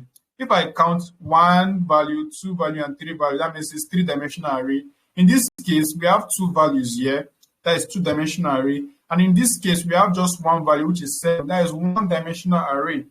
So this is basically how we can create different dimensions of array, right, of arrays. So as we are moving forward, we are going to be seeing the use of these different array dimensions, right? So when we enter pandas, you're going to understand how we use these arrays. But it's not like you're going to be using 3-dimensional arrays all the time, though. But this is just to have you understand exactly how to create these different dimensions, right? So please just try to understand this particular 3-dimensional array because it can be confusing at times, right? But let me just quickly go over it again. So in this case, we have a stack of 2-dimensional array. That is what 3-dimensional arrays are. We have it is a stack, like you are combining different 2-dimensional arrays together. So the number of 2-dimensional arrays you have in that 3-dimensional array corresponds to the first value that we have here. So the second and third values that we have here, they correspond to the shape of each of these ones. So each of them have to be the same shapes, right? They have to be the same shape. So if you come here, let's even add an extra layer again, just to illustrate and to help you understand what I'm explaining here. 5, 2, right? Come here and say 4, 3, 1. So in this case now, let me even ask us again, for those that might not have gotten it. In this case, what's going to be the new shape of this our array here? What's going to be the new shape of this our 3-dimensional array?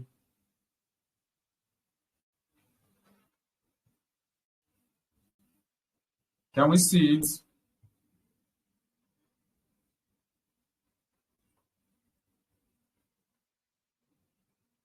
Exactly. I think we are getting it now. So it's going to be 4 by 2 by 3. I think we are getting it. That's actually good. If I run this, I'm going to get 4 by 2 by 3. We have 4 layers, right? Followed by each of them having 2 by 3. You understand? So let's assume I come here and I change the last one to just be this. I'm going to get an error. Why? Because each of the 2-dimensional arrays in this 3-dimensional, in this stack, have to have the same dimension. All of them have to be 2 by 3. If this one is 2 by 3, then everything following should be 2 by 3. So in this case, this one here is 2 by 2. So it does not match the other arrays in this 3-dimensional stack. So it will give us an error. So you have to make sure that each of them have the same shape. So let me come here and change this everything to the same shape. Now you're going to tell me the new shape of our three-dimensional arrays. So now what's going to be the new shape of our three-dimensional array now that I have removed a dimension from the 2D stack?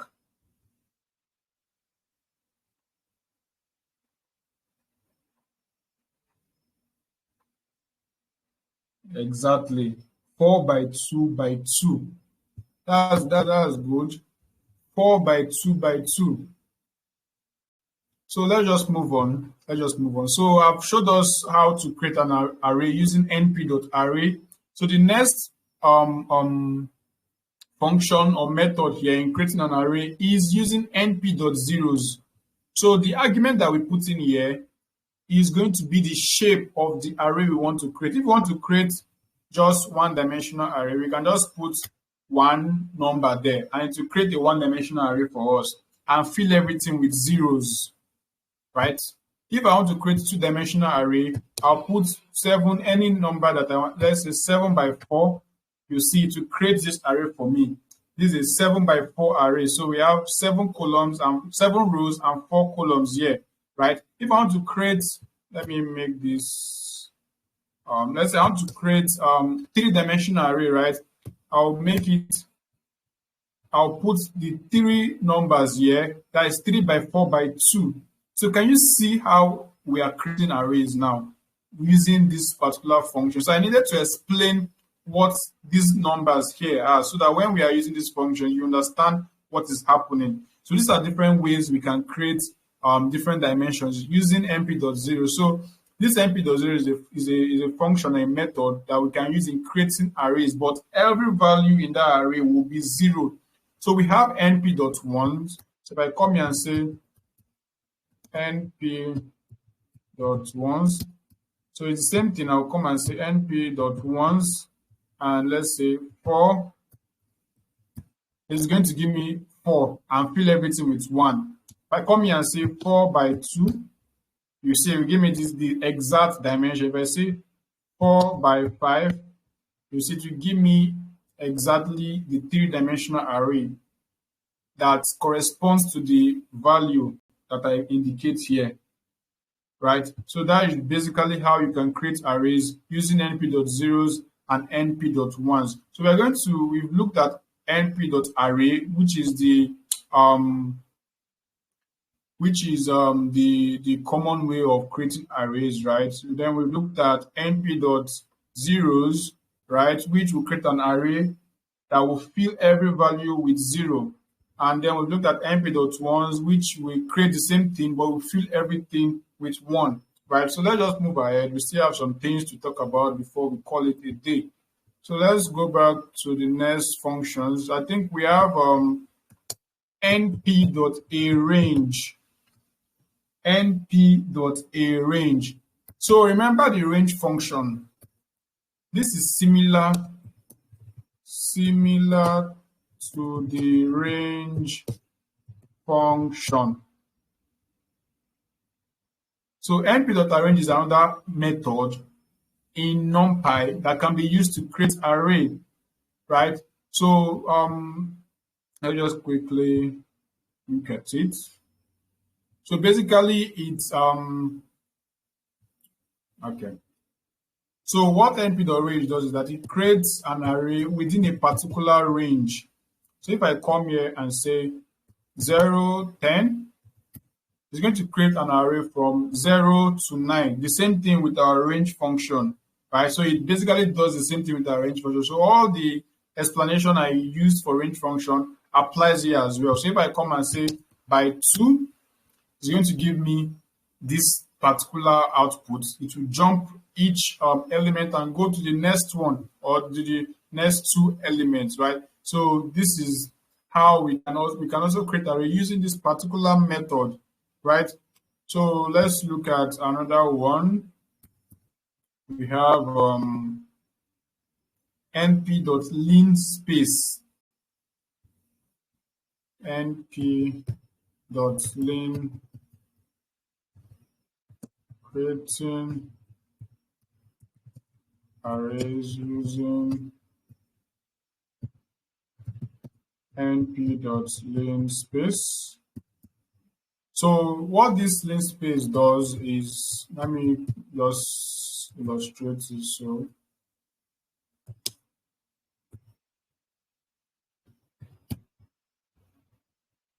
So what np.linspace does is that it creates, okay. So it creates an array using this first number here and the second number as the starting point and the ending point. Let me go back again. np.linspace create an array with the first number here as the starting point and the second number as the ending point, with the third number here indicating the number of elements you want or the number of values you want to be between the starting point and the ending point. So in this case, I put 10 here. That is why it created 10 values for us. But the first number will be 1 and the last number will be 10. If I put 100 here, we are going to have this, right? If we count the number of elements here or the number of values here, they are actually 100. And the first number here is 1 and the last number here is what? 10. So it calculates the distance between each of this number and make sure that this number here, the number here and the number here, they are equally distributed with the number here and the number here. The same thing with the number here and the number here. So they are equally spaced, basically, right? So it creates equally spaced or evenly spaced array. So if I come here and let's say put 50, I'm going to get this. I'm going to get 50 numbers between 1 and 10. So let me even change it. Let me say from 10 to let's say 200. Or let's say from 10 to 2000. I want to create 50 numbers between 10 and 2000. If I run this, it's going to give me this output, right? So the starting point is 10 and the ending point is 2000. So it's now figure out a way to create evenly distributed values between these two numbers from 10 to 2000, right? So if you calculate the distance from 10 to 50, it's the same thing when you calculate the distance from this number to this number. So it does all that computation. So I told you that Numpy is for numerical computing. Anything number, Numpy is your go-to library. Understand? So that is basically what np.linspace does. So we are going to be using that too. Now, there's something I want to quickly tell us. This is for Jupyter Notebook particularly. Now that we are introducing libraries, there are a lot of things that you might not actually know, right? So there's a way to quickly understand the method that you are using. So if you bring your cursor here, maybe you want to use a particular method and you don't really understand how to use it. You can just bring your cursor here on that method, place it anywhere that particular method, and press Shift Tab. Let me say it again. You place your cursor on that particular method or function and press Shift and Tab together. Shift Tab, right? And it's going to bring you this kind of pop-up. So this pop-up is going to be a documentation of this particular method, what this method does, and all the parameters that you can take, and even examples as well, because if you scroll down, you're going to see examples of how you can use that particular method in your work. So that is a very, very good way to explore anything, right? So you can basically do that for almost any object in Python. You can put your cursor there and press Shift Tab. It's going to just give you a brief documentation of that particular object. So you can see this is a tool. This is the shape, the length, and it just give you some description of that thing. So if I come here and put my cursor on zeros and press Shift and Tab, this is what I'm going to get, right? So you can see this is the what the method does. It returns a new array of a given shape and type filled with zeros.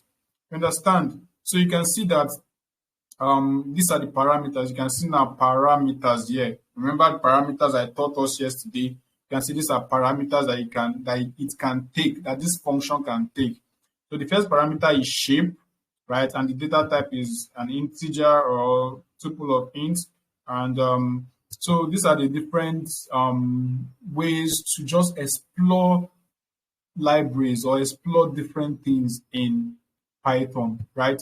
I know it can be overwhelming, but it's just time, like practice and curiosity as well, because there are a lot of things that you can possibly do with all these libraries and all these things that you are learning, right? So just take your time after this class. This material will be made available, the video will be made available, and everything will be made available for you to practice effectively, right? So you can even do the same thing for this A range, put your cursor there and press the shift tab, right? You're going to see the documentation here, right? It returns evenly spaced values within a given interval, right? That's for your A range.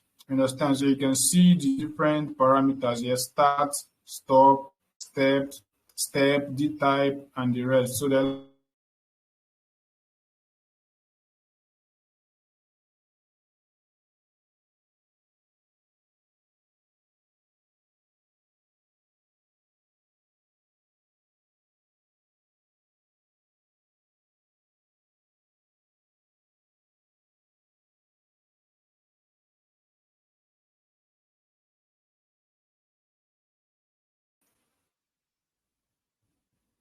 Hello.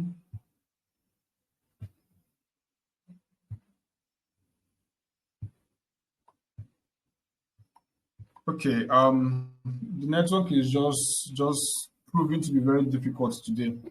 Anyways, let's just round up. We are actually done. Let me just quickly go over this last part. So we have what we call attributes of arrays, right? So the ones we've talked about, there are some functions that we can use, right?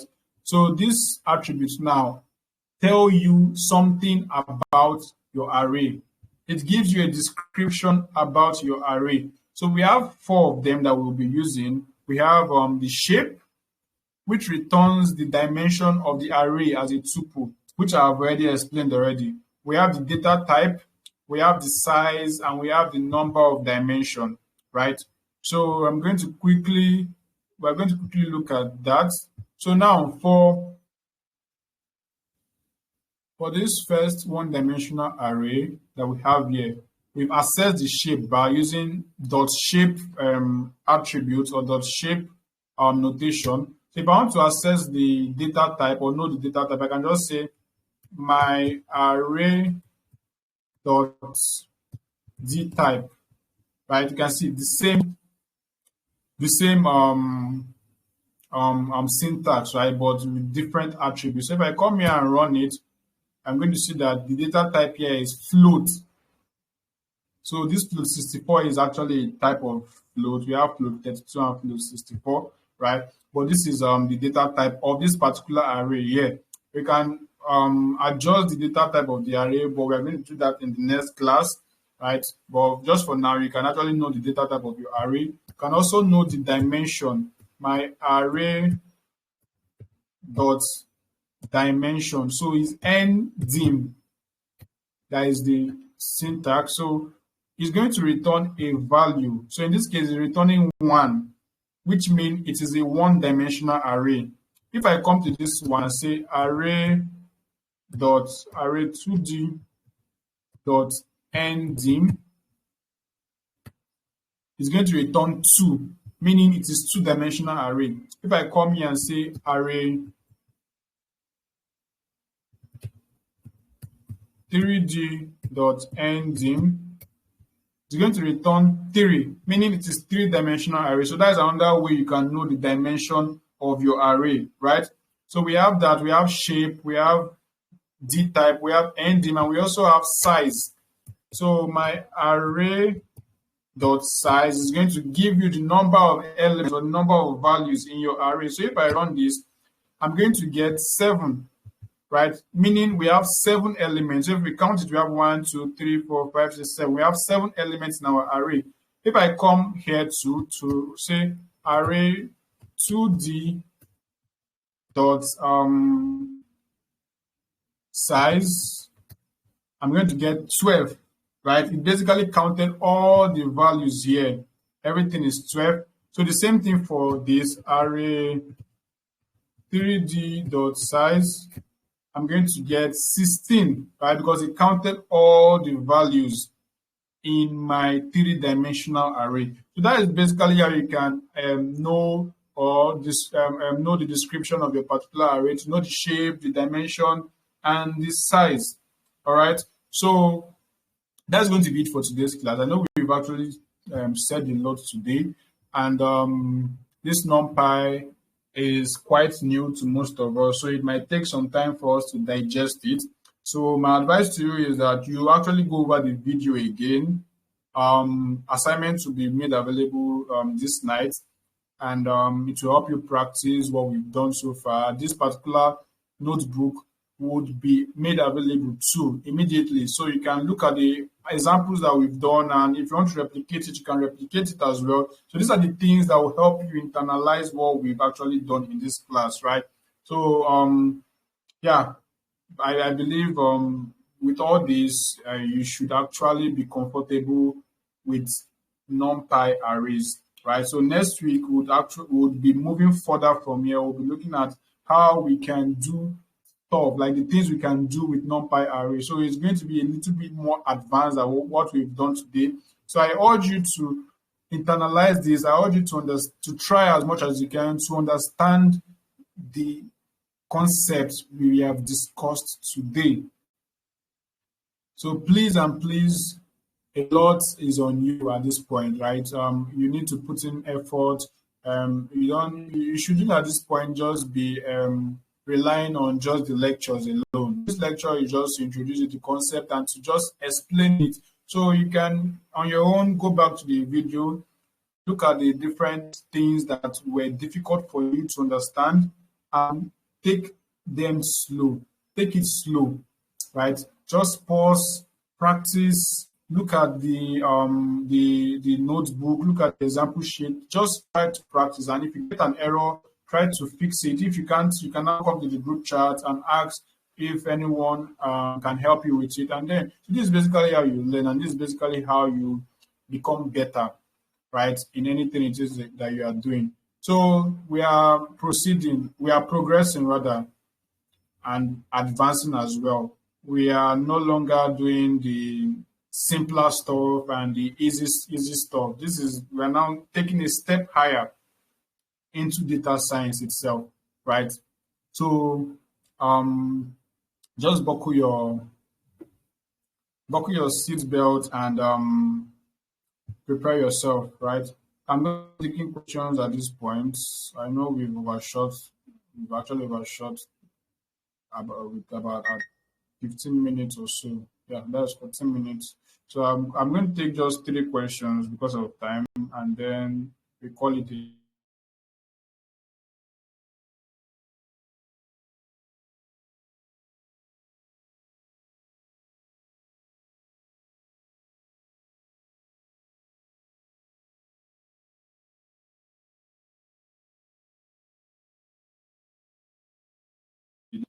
All right. So if you have questions, you can raise your hand.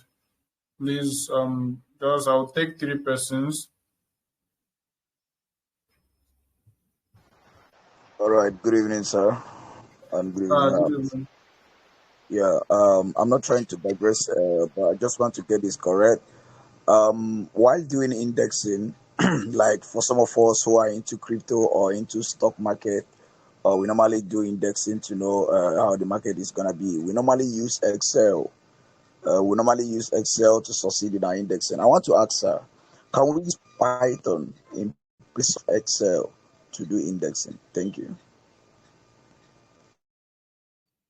Sorry, what do you mean by indexing? Is it the indexing that we've been talking about, or a different one? Yeah, it's just a digressing one, but I just want to know because we normally use Excel to do that. Indexing is trying to know how the market is gonna be. Maybe if you're if you're a stock trader or a crypto trader or something like that, we normally use Excel to know the reaction of the market trend, and then to predict. So I'm trying to know, can we also use Python in place of Excel? Why trying to predict the reaction of the market or the reaction of a thing that we want to? Thank you. Yeah, of course. Like, of course, there are, although this is out of scope of what we are doing today, but we have a lot of algorithms we use in Python, especially machine learning. We have time series algorithms. We have a lot of other things, autoregressive and the rest, that you can use to actually make forecasts, right? In things like stock market and the rest. So it's something that, as we are moving forward, you would get to see. You might not necessarily do that one in particular, but once you get exposed to machine learning, you can now begin to have idea on how to approach all these things, right? So trust me, anything Excel can do, Python can do it, and even do it much better. So just know that you can do it much better. So if you are good at with Python, you would have an advantage, like a very big one. So you can. I think there was a time someone was using Python to make predictions, bet predictions on Twitter, and it was actually very accurate. So these are applications of Python, and if you can think of something and you have the tools, why not just try it? So that is one of the reasons you are in this program. So once you are able to gain this um, um, knowledge, the tools and techniques, you can just try stuff. Understand? So that is how you you add value, and you implement or use what you've learned in your field, as I said initially at the start of this program. So yeah, you can definitely use Python for that. So calling on Collins, Nkechi Collins, unmute yourself, please. Hi, Coach. Good evening. Happy Sunday. Yeah, good evening. Okay, I just want my first question is from the beginning of Jupyter Notebook. Whenever I open Jupyter Notebook, I don't always see my desktop folder. I see download, I see document. I don't know if that is peculiar to my own or it's same with every other person. No. If you see download and if you see Document. document, you should see desktop. Like I they don't are see under it. the same category. You should see desktop. So it's probably from, I don't know. It will just be your computer from your computer. So you should sit down. If you're having this issue, what you do is just move your folder, your U-Try folder to your document, so you can just be accessing it from documents. Since you cannot see desktop, so it will not delay you from keeping up what we are doing here. Understand? So till you sort that out, just be using maybe the documents folder in place of the desktop folder. Okay, sir. Thank you. Then secondly, this class tonight is very wonderful. All my heads are started spilling already. I don't know. I just hope I can cope. Oh, definitely. It's understandable. Being introduced to something new is you always feel overwhelmed. So the only thing you have to do is just to take a step back, try to understand the general concept or the general idea that was passed today. Understand? Just sit back. There's what we call trying to meditate on what you've learned, right? So pick out those things and then go back again to the video, right? And the assignment is there to also help you implement what we've learned in class, right? So you do your assignments. Once you do your assignments, watch the videos. Trust me, you are going to understand these things, right? So that's just how it is, and I Okay. understand perfectly. So yeah, that's just what you All should do. right. Thank you. Okay. Thank you, sir. Um, Nicodemus, please ask your question. You're now allowed to speak.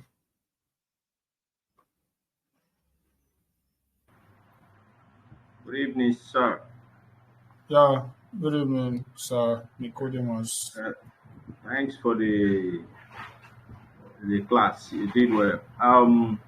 When you were talking about adding an element to a list or a tuple, you were talking about append that we can append or add. What if you want to add more than one? What do we use? Let's say I want to add more than one item to a list. There are several functions that you have there. You have extend. There's an extend method there. I believe that is used to extend your list by more than one by another list itself.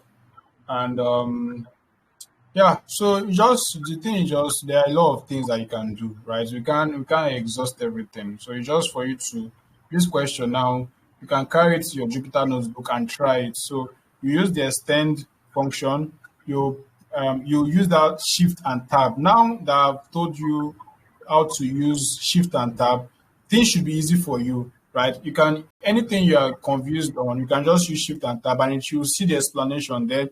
You can scroll down and you see examples that were used. You understand? So but for this particular question, you can use the extend method for that to kind of extend your list with probably another list that has several elements in it. So yeah. It's all right. Thank you. All right. Okay, Chika Odili, Lucy, please ask your question. Yes, good evening, Good Coach evening. and everyone. Today's class, at a point, it got a bit confusing, and I wanted to suggest that even as you teach us the general knowledge, can we do some, just like you give us our assignment, maybe live questions that we can use to know how to apply these things?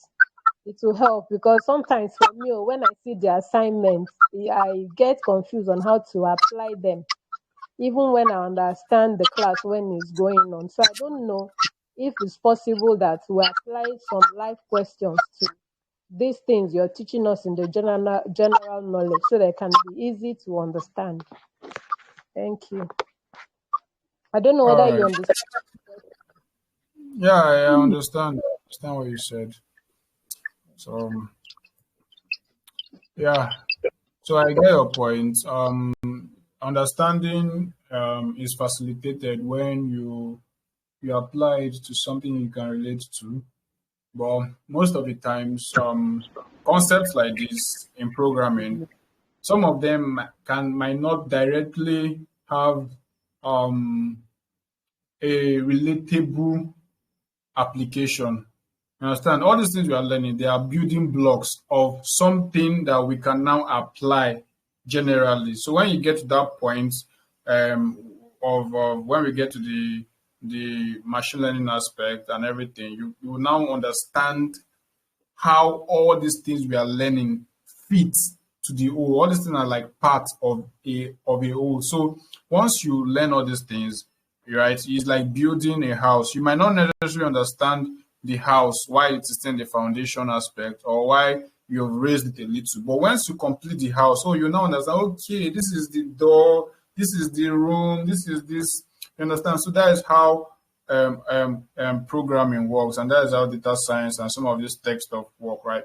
So it's kind of abstract at a point, right? But just try as much as you can, just understand it at a step. The step you are in right now, just try to understand it, right?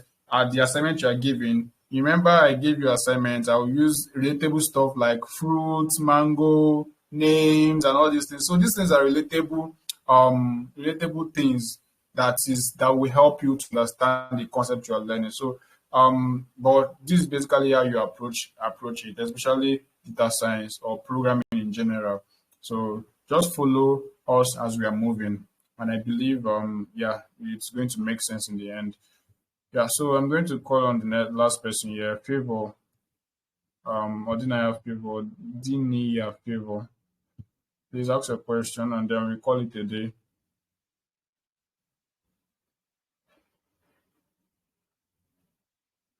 You're on mute now. You can easily just unmute yourself and ask your question. Okay, can you hear me? Yeah, All right, good evening, sir. yeah, good So, evening. yeah, I've noticed for IDEs like Visual VS Code and say Google Colab and Kaggle, when you code, right? Like say you press PR, it print pops up and then you click on it. But for um but for Jupyter, it is not so. Yeah, Like for yeah, so I don't know. Is there a way for we to make Jupyter function like VS Code and Cargo and Google Colab? no, no, this is how Jupyter is. That is why Jupyter is the best IDE to start as a beginner. So it helps you learn the syntax. If you want to just jump directly into code completion, you'll definitely not learn much. You'd just be everything you do is will be um, you'll be depending on the AI code bot to help you complete your code, right? And I don't really advise that at this initial stage. Is probably when you are very comfortable with writing syntax, Python syntax. You understand how to write syntax without really making reference to external resources. Then you can now look at using all this code completion software and all of that. So, but for now, I feel you should focus on just understanding the syntax itself and knowing how to just write these codes, right? So it will help you a lot. I think that shouldn't be a point of concern at this point. So you are learning, you are still learning now. Maybe when you mastered it, then you can now look for ways to make your work easier and faster, right? By using all these other IDEs that have these capabilities. So yeah, that's going to be it for today. Um, Thank you for your questions and thank you for your time. And I'm sorry for overshooting time. We actually think it's 30 minutes over. So we would be calling it a day at this point. Hoping to see you all next week, Saturday by 3 p.m. So we'll be continuing with Numpy next week, Saturday. Please, your assignment will be made available today or tomorrow morning latest, and every other materials, the video recording of this class, and also the notebook we use for examples, everything will be made available for you, right? So just um yeah, we are going to get them as soon as possible. So thank you very much for your time, and I enjoy the rest of your day. So please, as usual, drop what you learned in today's class. I know there is a lot that is actually going to help you because there are a lot of things that were said. So it will help you reflect on what we did and pick out those things that were salient. Right? So the things that you were able to learn, I actually don't expect you to just list out one thing because there are a lot of things that we talked about today. So just list out the things that you were able to pick out from this particular class, and as usual, I'll be going through it and I'll just reacting to them. Yeah, thank you very much once again, and good night.